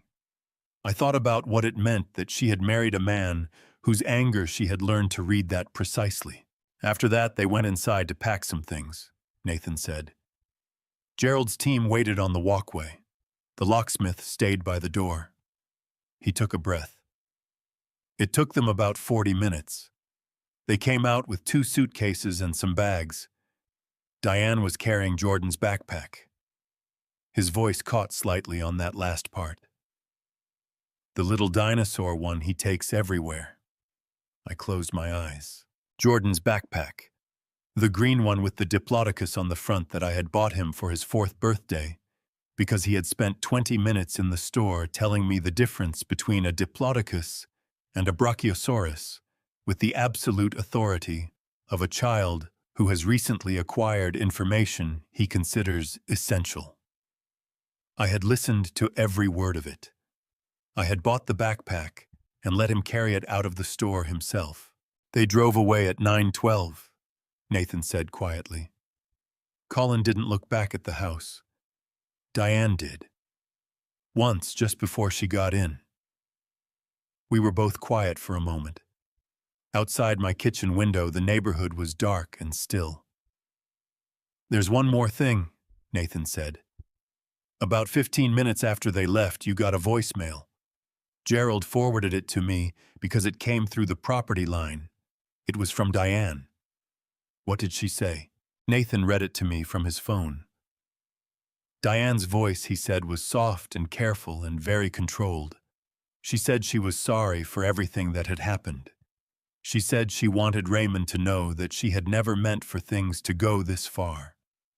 She said there were some papers in the study in the filing cabinet behind the desk that belonged to Colin's business, and she would really appreciate it if Raymond could leave them somewhere accessible, because Colin needed them urgently, and they were time-sensitive. I sat with that for a moment. Not an apology. An errand. The words had been arranged to sound like remorse, but the request at the center of them was as calculated as everything else Diane had ever done. She needed something from inside the house, and she had wrapped the need in the language of regret, because that was the tool she had available. "Dad," Nathan said. "Forward it to Gerald," I said. "Don't respond to it, and don't let me respond to it either. Gerald will know what to do with it." "Already sent it," Nathan said. I figured. After we hung up, I sat for a long time in the kitchen. The clock on the microwave read 9:47. The house around me was quiet in the way small houses are quiet late at night, the particular settled stillness of walls and floors that have absorbed a full day and gone to rest. Then my phone buzzed one more time. An unknown number. I let it ring through to voicemail. I did not listen to it that night. I would find out 3 days later who it was and what they wanted. But that was still ahead of me, and I did not know it yet. I got up, poured the cold coffee down the sink, and went to bed. For the first time in a long time, I fell asleep before the hour changed. The 3 days after were quieter than I expected. Not peaceful. Quiet is not the same thing as peaceful. Peaceful is what you feel when a situation has resolved itself cleanly and the people involved have found their way to something better. Quiet is what you get when the noise stops, but the weight of everything that caused the noise is still sitting on the kitchen table, and you walk around it carefully because you are not ready yet to pick it up and decide what to do with it. I went about my days. I watered the geraniums on the front porch. I drove to the hardware store on Colorado Boulevard and bought a new set of drill bits I had been meaning to replace for months. I called my doctor's office and made an appointment to have the bruise on my cheek formally documented, which Gerald had recommended in a follow-up email Monday morning. The bruise had gone from purple to a deep greenish yellow by Tuesday, the kind of coloring that made the woman at the pharmacy counter shuma to me, and then look away again with the particular careful courtesy of someone who has decided it is not their business. Nathan came over Monday morning the way I had asked him to. I made coffee and we sat at the kitchen table and did not talk about the weekend directly for the first 20 minutes. We talked about his students. He taught 7th grade English at a school in Arcadia, and about a book he had been reading, and about whether the roses along the back fence at Marengo Avenue were going to need attention before the season changed. Ordinary conversation. The kind that two people who know each other well use to take the temperature of a room before they walk all the way into it. Eventually, Nathan set his cup down and said, "Gerald called me this morning." "What did he say?" "He said the documentation is complete. The notice of termination has been formally served. Colin and Diane have 30 days to retrieve the remainder of their belongings under supervised conditions. He paused. He also said the voicemail from Diane has been logged as part of the record.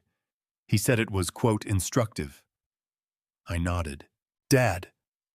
Nathan leaned forward slightly. Are you going to be okay?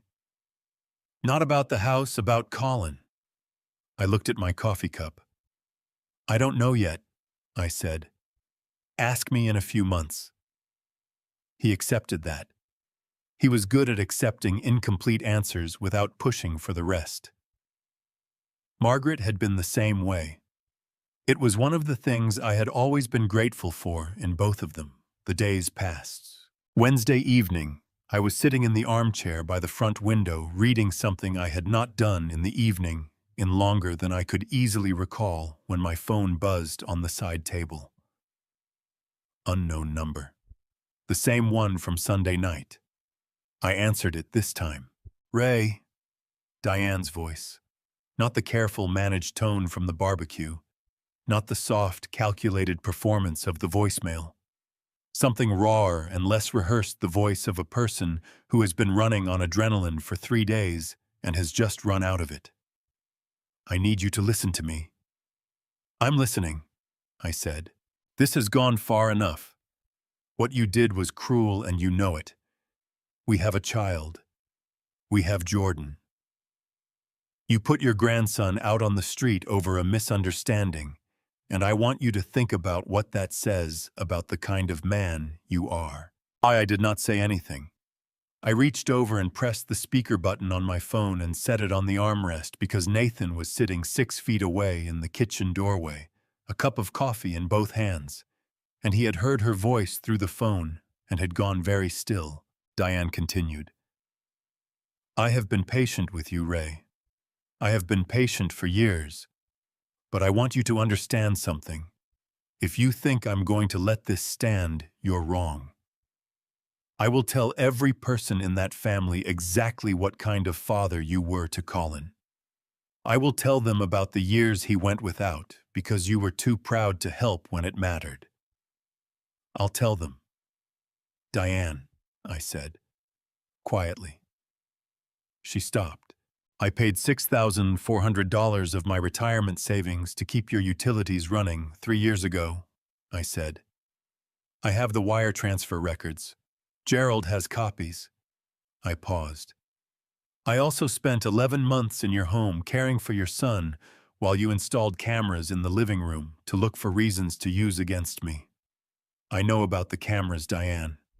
I have known for a while. The line went very quiet. Nathan was looking at me from the kitchen doorway. His knuckles had gone white around his coffee cup. His jaw was set in a way that reminded me of his mother when she had heard something that required a response and was deciding very carefully what that response would be. That is not... Diane started. I want you to hear me clearly, I said. I have no interest in continuing this conversation. What I am going to do is end this call, and then I am going to forward the recording to Gerald Vance's office the same way I forwarded your voicemail. After that, I am going to go back to reading my book. A long pause. When Diane spoke again, her voice had changed completely. Flat and cold, the performance entirely gone. You think you've won something, she said. You haven't. I don't think I've won anything, I said. I think I've stopped losing. There's a difference. I ended the call.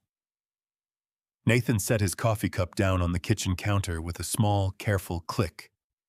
He walked over to the armchair and crouched down in front of me, which he had not done since he was about 9 years old, and trying to tell me something he wasn't sure I wanted to hear. Dad, he said. His voice was rough. I didn't know about the cameras. I know you didn't. I should have, Nathan. I put my hand on his shoulder. You filmed your brother hitting your father and sent the evidence to a lawyer without being asked. You showed up on a street in the dark to make sure things went the way they were supposed to go. You have been sitting in my kitchen for 3 days, making sure I eat something. I looked at him. You've done enough. You've done more than enough. He pressed his mouth together and looked at the floor for a moment. His shoulders were shaking slightly, the contained trembling of a man who has been holding himself together for 72 hours and has just been given permission to stop. Then he looked up and said, "Father Dennis called again today. He said whenever you're ready." I nodded slowly. I looked out the dark window at the quiet street and thought about Margaret and the things she had prepared for me that I had not known I would need. "I'll call him in the morning," I said. Pete Garza came over on a Thursday morning with a bag of tomatoes from his garden. That was how Pete operated. He did not call ahead. He did not send a text. He showed up at your door with something from his yard. And if you were home, you let him in. And if you were not, he left it on the porch with a note written on whatever was in his shirt pocket, usually a gas station receipt or the back of an envelope. I had known him for over 20 years, and I could not recall a single occasion on which he had arrived empty-handed. I made coffee and we sat at the kitchen table the way two men in their 70s sit at a kitchen table on a Thursday morning when there is no particular urgency anywhere and the day is just the day. He had watched the whole thing from his porch on the night it happened, he told me. The suit, the locksmith, the papers. He had watched Colin and Diane load their bags into the SUV and drive away. He had watched the locksmith do a final check of the front door and the side gate before getting into his van and leaving. He had sat on that porch until every car was gone, and the street was quiet, and the light in the front room of the house on Marengo Avenue had been turned off by someone from Gerald's team on their way out. "I've been watching that house for 22 years, Ray," Pete said. He wrapped both hands around his mug the way he always did regardless of the temperature outside. "I watched you build that back fence. I watched Margaret plant those roses. I watched you fix the porch railing twice because you kept finding better ways to do it." He paused. "I watched a lot of things happen over there in the last 3 years that I should have said something about and didn't." "Pete," I started. "Let me finish." He looked at his mug. "I watched Colin talk to you like you were the help. I watched Diane walk past you at your own family gatherings without saying good morning. I watched you show up with bags of groceries and leave without anybody thanking you more times than I want to count."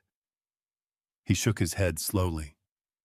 "I told myself it wasn't my business. That's the thing people tell themselves, Ray. It isn't my business. But when a man gets hit in his own backyard and nobody says a word, it becomes everybody's business, whether we like it or not." I looked at the tomatoes he had brought sitting in a paper bag on the counter. They were the kind he grew every summer along his south fence, deep red, slightly irregular, the kind that tasted like actual tomatoes instead of the pale approximations you found at the grocery store. "The morning after," Pete continued, "I was out early and I saw the lights on in the house. Gerald's people, I figured, making sure everything was in order." He nodded to himself. "Then around 11, Colin came back with a pickup truck. One of those rental ones. He had a young guy with him, somebody I didn't recognize. They went in and started carrying things out." "Gerald arranged supervised access," I said. "I know. There was a woman there from Gerald's office the whole time sitting in a car out front with a clipboard." Pete picked up his mug. "They worked for about 4 hours. Back and forth boxes and furniture and bags. The young guy did most of the carrying. Colin mostly directed." He paused. "Diane wasn't there. Just Colin." I thought about that. Colin alone loading boxes into a rented truck on a Tuesday morning, while a woman with a clipboard sat outside to make sure he only took what was his. Before he left, Pete said he stood in the driveway for a bit, maybe 5 minutes, just stood there looking at the house. He set down his mug carefully. I was trimming the hedge, probably closer to him than he realized. He didn't say anything to me and I didn't say anything to him, but I could see his face, Ray. I waited. He looked like a man who had just understood something too late, Pete said quietly. Not sorry exactly. Not yet, but starting to understand the distance between where he thought he was and where he actually ended up. Pete looked at me across the table. You know that look. You've been in construction long enough. It's the look a man gets when he's looking at a crack in a foundation he was sure was solid. I knew exactly that look. Then he got in the truck, Pete said, and he drove away, and he did not look back at the house. Not once. We sat with that for a moment. Outside, a mockingbird had started up in the liquid amber tree at the edge of my yard, running through its repertoire with the particular confidence of a bird that knows it has an audience even when it doesn't. How are you doing, Ray? Pete asked. Not the polite version of the question. The real one. I considered it seriously. Better than I was last week, I said. Not as good as I'll be next month. Pete nodded like that was the most reasonable thing he had heard in a while. He picked up his mug.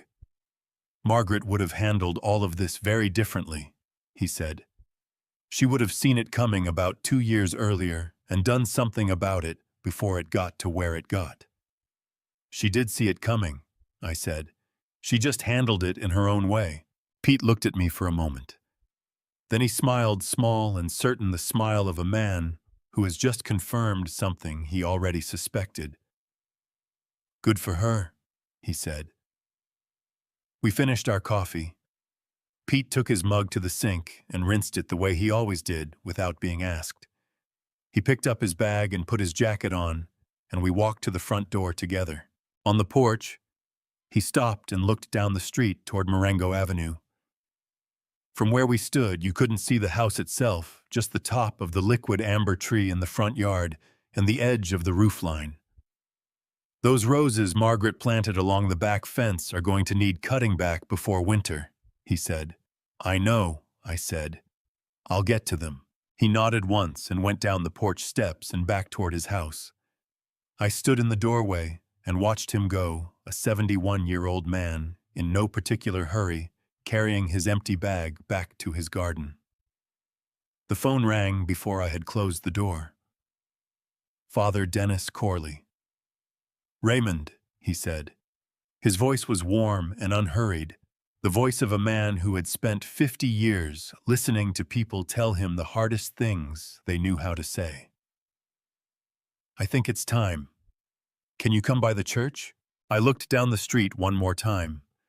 The top of the liquid amber tree was catching the morning light. I'll be there in 20 minutes, Father, I said. St. Andrew's was 12 minutes from my house on a quiet morning. I had driven that route so many times over the past 30 years that my hands knew it without my mind having to think about it. Left on Colorado, right on El Molino, the parking lot behind the church, where the old eucalyptus tree dropped its bark in long, curling strips every summer, and Margaret used to pick them up and smell them before dropping them again, because she said they smelled like something she couldn't name but recognized. I parked in the same spot we always used, second row from the back left side. Old habit. The church was nearly empty at that hour.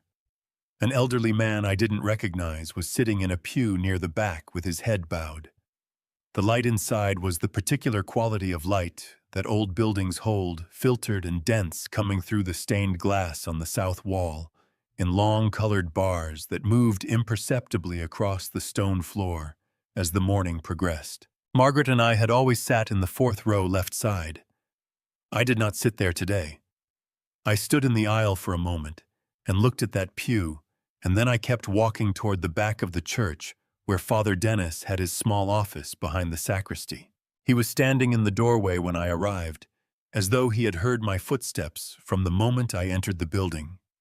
He was 70 years old, and he had the particular stillness of a man who had spent 5 decades learning to be present in difficult rooms without filling them with himself. He shook my hand with both of his and did not comment on the fading bruise on my cheekbone, which I appreciated. "Come in, Raymond," he said. His office was small and warm bookshelves on 3 walls, A desk that had clearly been there longer than the current century, 2 chairs, positioned across from each other, without the desk between them. He had done that deliberately, I understood. He was not receiving me as a priest behind a desk. He was sitting with me as a person. He reached into the top drawer and removed a cream envelope, letter-sized, sealed. My name was written on the front in Margaret's handwriting. I knew her handwriting the way I knew the sound of her voice. The particular way she made the capital R slightly larger than necessary, the Y at the end dipping below the line with a small, decisive curl. I had seen that handwriting on grocery lists and birthday cards, and the notes she used to leave on my workbench when she wanted to tell me something without interrupting whatever I was doing. I held the envelope for a moment without opening it. She brought it to me in November, Father Dennis said quietly. About 2 weeks before she passed. She told me she had written it some months earlier and had been deciding when to have it delivered. He paused. She said she would know when the time was right, and that if she was no longer able to judge, she trusted me to know instead. I looked at the envelope. She also told me something else, Father Dennis said. She told me that you were the best man she had ever known, and that she was sorry she couldn't stay longer, and that she had done everything she could think of to make sure you would be all right without her. His voice was steady and unhurried. She said she knew you would try to carry everything yourself, and that she had tried to build something that would carry some of it for you. I pressed my thumb along the sealed edge of the envelope. Father Dennis stood up. "I'll give you some time," he said. "There's coffee on the table outside if you want it." He put his hand briefly on my shoulder, as he passed the way a man does, when words would be too much, and then he was gone and the door was not quite closed behind him, and I was alone in that small, warm room with my wife's handwriting in my hands. I opened the envelope. The letter was 2 pages, written on the same cream paper she used for everything important. Her handwriting was slightly less steady than usual, in places the letters a little larger, which told me she had written it when her hands were already giving her trouble. She had written it anyway. She began by telling me about the house. She wrote that she had thought about what to do with it for a long time, longer than I knew, and that her decision had not been made out of anger toward Colin, but out of clarity about what he had become and what he was likely to do if nothing changed. She wrote that she had watched me absorb his behavior for years and say nothing because I loved him, and because I believed the way good fathers believe that the boy she had raised was still somewhere inside the man he had turned into. She wrote that she believed it too, and that she hoped she was right, and that the agreement she had put in place was not a punishment, but a door. If Colin had chosen to walk through it differently, the house would still be theirs to live in. The choice had always been his. Then she wrote about me. She wrote that she had been watching me her entire life, or the part of it that mattered, and that what she had seen was a man who gave everything he had to the people around him and asked for very little in return, and that this was both his greatest strength and the thing that had made it possible for people to take from him without consequence for too long. She wrote that she was not sorry for the life they had built together, not for a single day of it. She wrote that the roses along the back fence needed cutting back before winter. And then at the bottom of the second page, in handwriting that was steadier than the rest, as though she had saved her strength for this part, she wrote the last thing. "I have watched you hold this family together with your bare hands for 40 years, Ray. I have watched you give and give again. I know you will find a way to forgive Colin too in time, because that is the kind of man you are, and I would not change it. So I made sure the house would protect you even when your heart couldn't. That is all I've done. The rest is yours. I love you. I have always loved you. Take care of the roses." I sat in that chair for a long time after I finished reading. The colored light from the south windows had moved several inches across the floor, by the time I folded the letter carefully and put it back in the envelope. My hands were not entirely steady. I did not try to make them steady. I just let them be what they were. When I came out of the office, Father Dennis was sitting in the hall with 2 cups of coffee. He handed me one without asking whether I wanted it. I sat down beside him, and we drank our coffee without talking 2 old men in a quiet church on a Thursday morning, and it was enough. It was more than enough. Gerald had sent the new keys by courier the week after everything happened. They arrived in a small padded envelope with a typed note explaining which key corresponded to which lock: front door, side gate, back door, the small padlock on the storage shed that I had installed myself in 2007, using hardware I had sourced from a supplier in Burbank because I wanted the kind that would last. 3 keys on a plain steel ring, no keychain, no decoration, just the keys. I had put the envelope on my kitchen counter and left it there for 3 weeks. I drove to Marengo Avenue on a Tuesday morning in early October, when the light in Pasadena has that particular quality it gets in autumn, cooler than September, but still clear, the San Gabriel Mountains visible from almost every east-facing street, with the kind of definition you only get after the first rains have cleared the air. I parked in the driveway, the spot I had always used before Colin decided it was his spot, and I sat in the truck for a few minutes before I got out. The house looked the same from the outside. That was the first thing I noticed.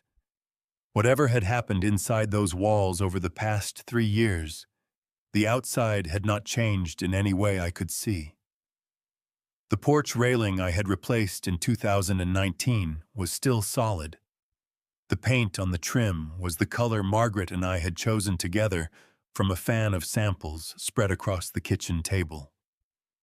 One Saturday afternoon, a warm white she called honest, because she said it didn't try to be anything it wasn't.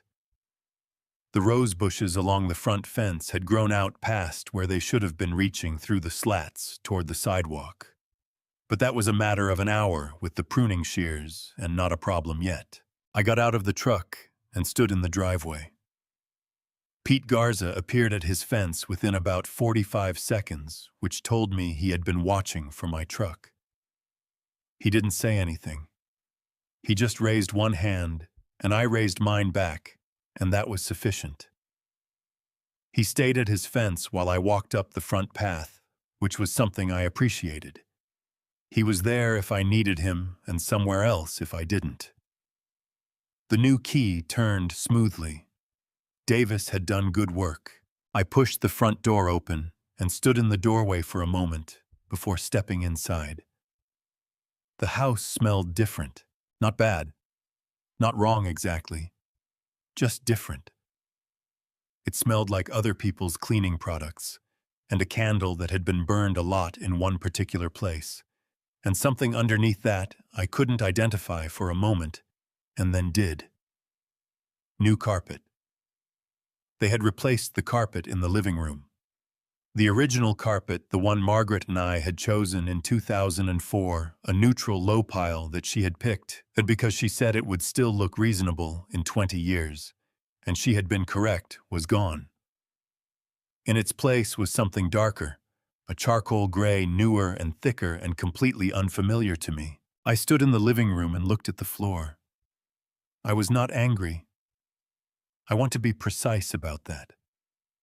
I was something more complicated than angry, something that didn't have a clean name. The feeling of walking into a room that was yours and finding it rearranged by someone who had not asked and would not have understood why asking mattered. I walked through the living room into the kitchen. The kitchen was mostly unchanged, which surprised me. The same cabinets, the same countertops Margaret had chosen when we remodeled in 2011, white tile with a small gray vein running through it that she had fallen in love with at a showroom on Foothill Boulevard. Someone had added a small appliance caddy on the counter near the microwave that I didn't recognize, and a magnetic knife strip on the wall that I had not put there, but otherwise it was the room I remembered. I ran my hand along the edge of the counter the way I always had, checking the caulk line at the backsplash. Still solid. I had done that job myself, and I had done it right. Down the hall, I passed Nathan's old room, which Colin and Diane had been using as a home office. The desk was gone, obviously, along with the equipment and the filing cabinet where Diane had told the voicemail the business documents were stored. The room was empty now, just the closet and the baseboards and the window looking out onto the side yard where the old Meyer lemon tree was still doing what it had always done, producing more lemons than any two people could use. Then I reached the door at the end of the hall, our bedroom. The room where Margaret and I had slept for 22 years. The room where she had read in bed every night with the lamp on her side because she could not fall asleep without reading first. The room where she had kept her jewelry box on the dresser with the slightly stiff top drawer that I had been meaning to fix since 2016. The room where in the last weeks before we moved out to give Colin and Diane more space, she had stood in the doorway for a long moment looking at it before she turned off the light. I opened the door. The walls were gray, not charcoal like this carpet in the living room. A cooler gray, almost blue in the morning light, the kind of color that interior design magazines probably had a name for, but that I would have called the color of an overcast day. Every surface had been painted. The trim, which I had carefully cut in with a 2-inch brush over the course of a very long weekend in 2003, because Margaret wanted it done right, and I wanted to give her what she wanted, was the same cool gray. The room had been transformed into something that could have been in any house on any street, something without memory, without accumulation, without the particular density that rooms develop when people who love each other inhabit them long enough. The dresser was gone. The lamp from Margaret's side was gone. The curtains she had made herself from fabric she found at a shop on Colorado Boulevard because she couldn't find exactly what she wanted. Ready-made were gone, replaced by standard white blinds. I stood in the doorway of that room for a long time. Then I went to the closet and opened it, and it was empty too, just the rod and the shelf above it, and the faint rectangular shadow on the wall, where a mirror had been hung and removed. I went downstairs to the storage area beneath the house. Margaret had called it the dungeon, which was her affectionate name for any space that didn't have enough natural light. It was a partial basement, more of a large crawl space that I had finished with plywood walls and a concrete floor sometime in the 90s, where we kept seasonal things and tools and the boxes that never quite got unpacked from one house to another and eventually become part of the furniture of a life without anyone deciding they should. I found the mirror behind a stack of cardboard boxes near the water heater. It was wrapped loosely in a moving blanket, the kind you rent with a truck, which told me whoever had put it there had not wanted it broken, but also had not thought carefully about where it was going. I moved the boxes aside and pulled the blanket back. It was Margaret's mirror, the one that had hung on the wall of our bedroom for as long as I could remember, an oval frame of dark wood that she had found at an estate sale in San Marino in the late 90s for $30 and carried to the car herself because she didn't trust anyone else to hold it correctly. It was not a valuable piece by any standard anyone would apply to such things. It was valuable because she had carried it herself and because it had been on our wall for 25 years, and because every morning she had stood in front of it and I had stood slightly behind her, and we had looked at each other in it without thinking about it, the way you look at things that have always been there. I carried it upstairs carefully, both hands the way she would have wanted. I brought it to the bedroom and held it against the wall where it had always hung, at the height where it had always been, and I looked at what I saw in it. An old man with a fading bruise on his cheekbone and gray at his temples, and the hands of someone who had spent his life building things, standing in a room that needed work, in a house that had his name on it. I held the mirror there for a long moment. Then I went to the truck and got my toolbox. I had work to do. My phone buzzed as I was coming back up the front path.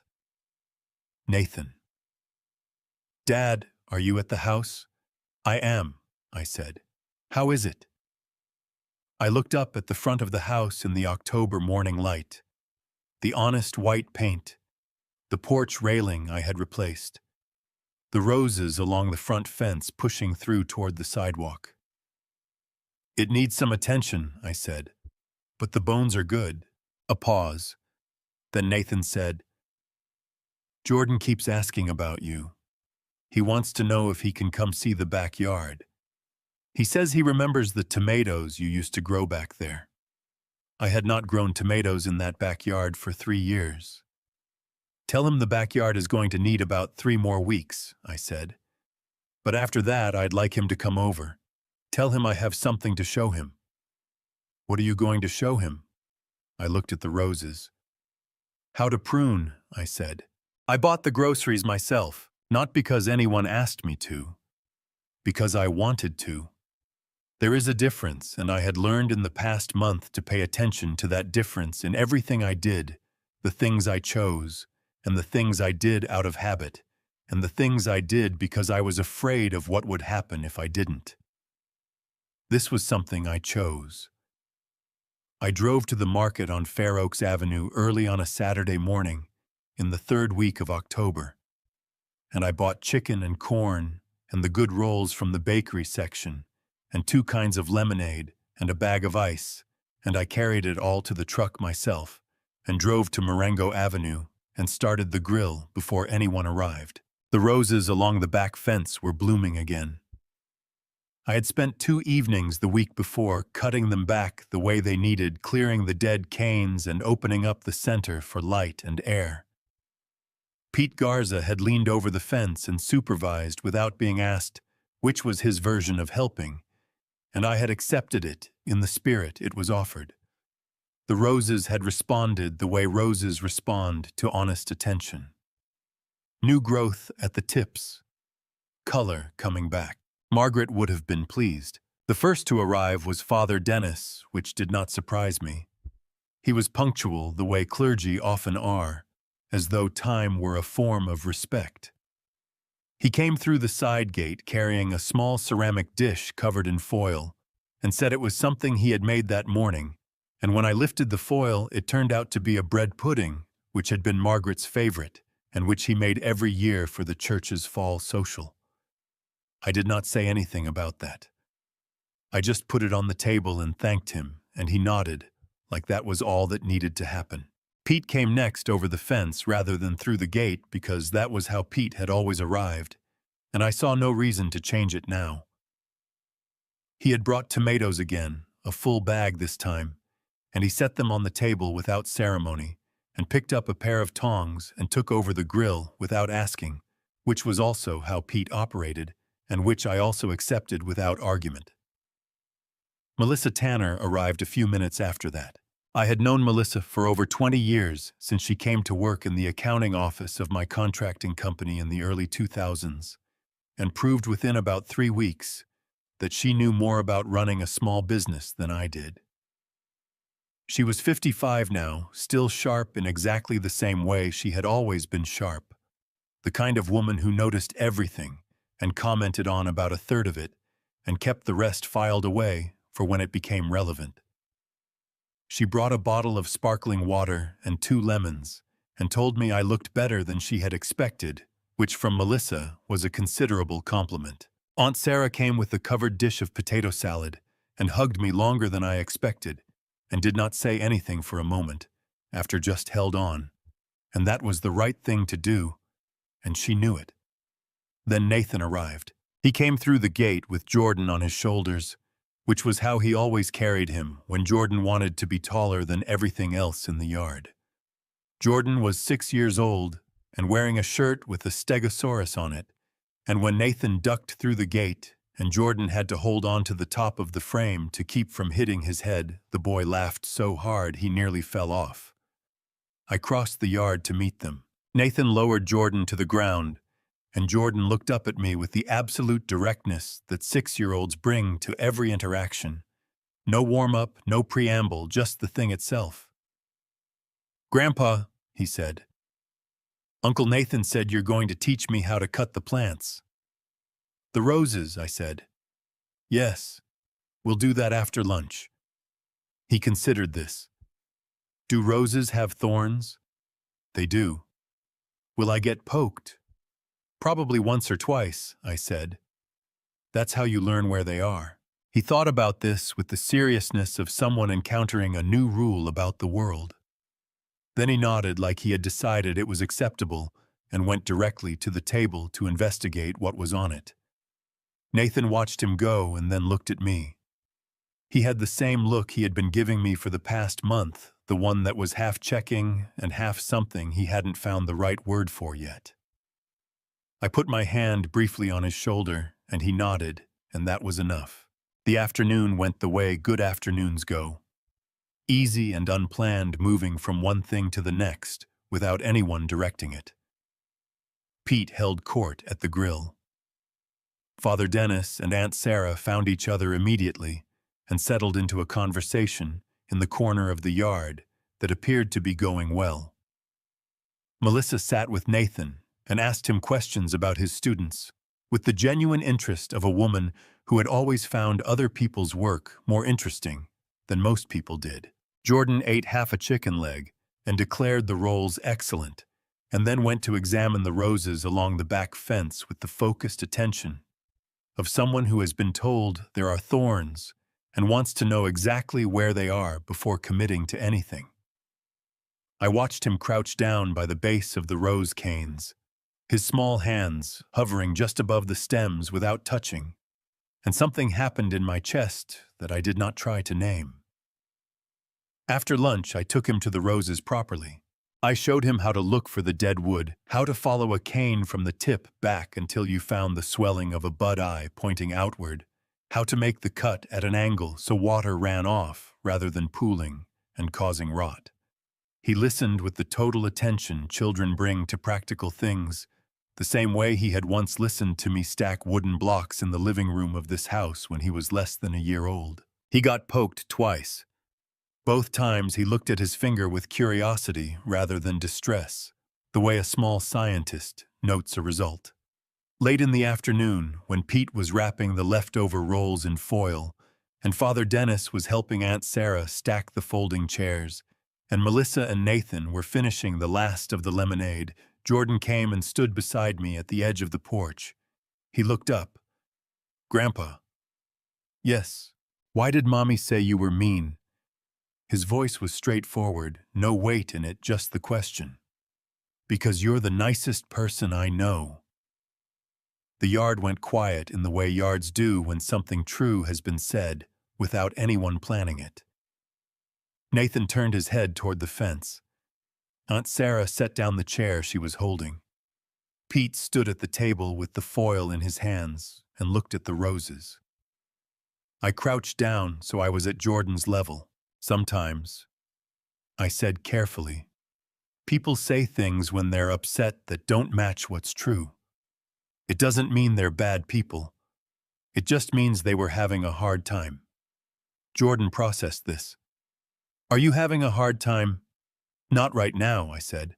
"Right now I'm doing pretty well." He looked at me for a moment, with those clear 6-year-old eyes that have not yet learned to look at anything except exactly what is there. Then he put his arms around my neck, and I held on to him, and the yard stayed quiet for a few seconds, in the good way, the way that means everyone in it is exactly where they should be. Before the afternoon ended, I told Nathan I had spoken with Gerald that week. I told him I had signed the paperwork updating my will. The house would go to Nathan and a portion to a building trades scholarship fund I had discussed with Gerald in Margaret's name. Nathan started to say something, and I told him we did not need to discuss it further, and he accepted that the way he accepted most things, I said, with a firmness he recognized as final. The sun dropped behind the San Gabriel Mountains at 5:37, and the backyard went into the soft shade that follows it. Everything still warm, but the edge of the light gone, the roses along the fence turning from red to something darker and richer in the changed quality of the air. Father Dennis found me on the porch as the guests were leaving. "How are you, Raymond?" he asked. The real question, the way Pete had asked it, the way people who know you ask it. I thought about everything that the past month had contained. The bruise that had faded, the letter I kept in the drawer of my nightstand, the mirror back on its wall, the roses blooming again along the back fence, Jordan's arms around my neck. I think Margaret would say I'm right where she intended me to be, I said. Father Dennis smiled. Not the professional warmth of a man in his role. The real thing. I think she would, he said. After everyone had gone, I sat on the back porch alone for a while. The yard was quiet, the good kind, the kind that comes after people you love have been in a space and left some of their warmth behind in it. The roses were dark shapes along the fence in the fading light. The smell of the grill was still in the air. I had built a lot of things in my life.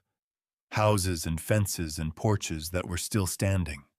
A marriage that had lasted 41 years. A younger son who drove across town in the dark to make sure things went right. A grandson who asked honest questions and learned where the thorns were without being afraid of them. I had not built all of those things alone.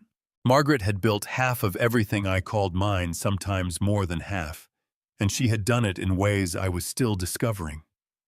I thought I would probably keep discovering them for the rest of my life. Small things she had arranged and put in place and trusted time to reveal. I could live with that. More than that. I was grateful for it. I spent 68 years believing that love meant showing up without being asked and giving without keeping score.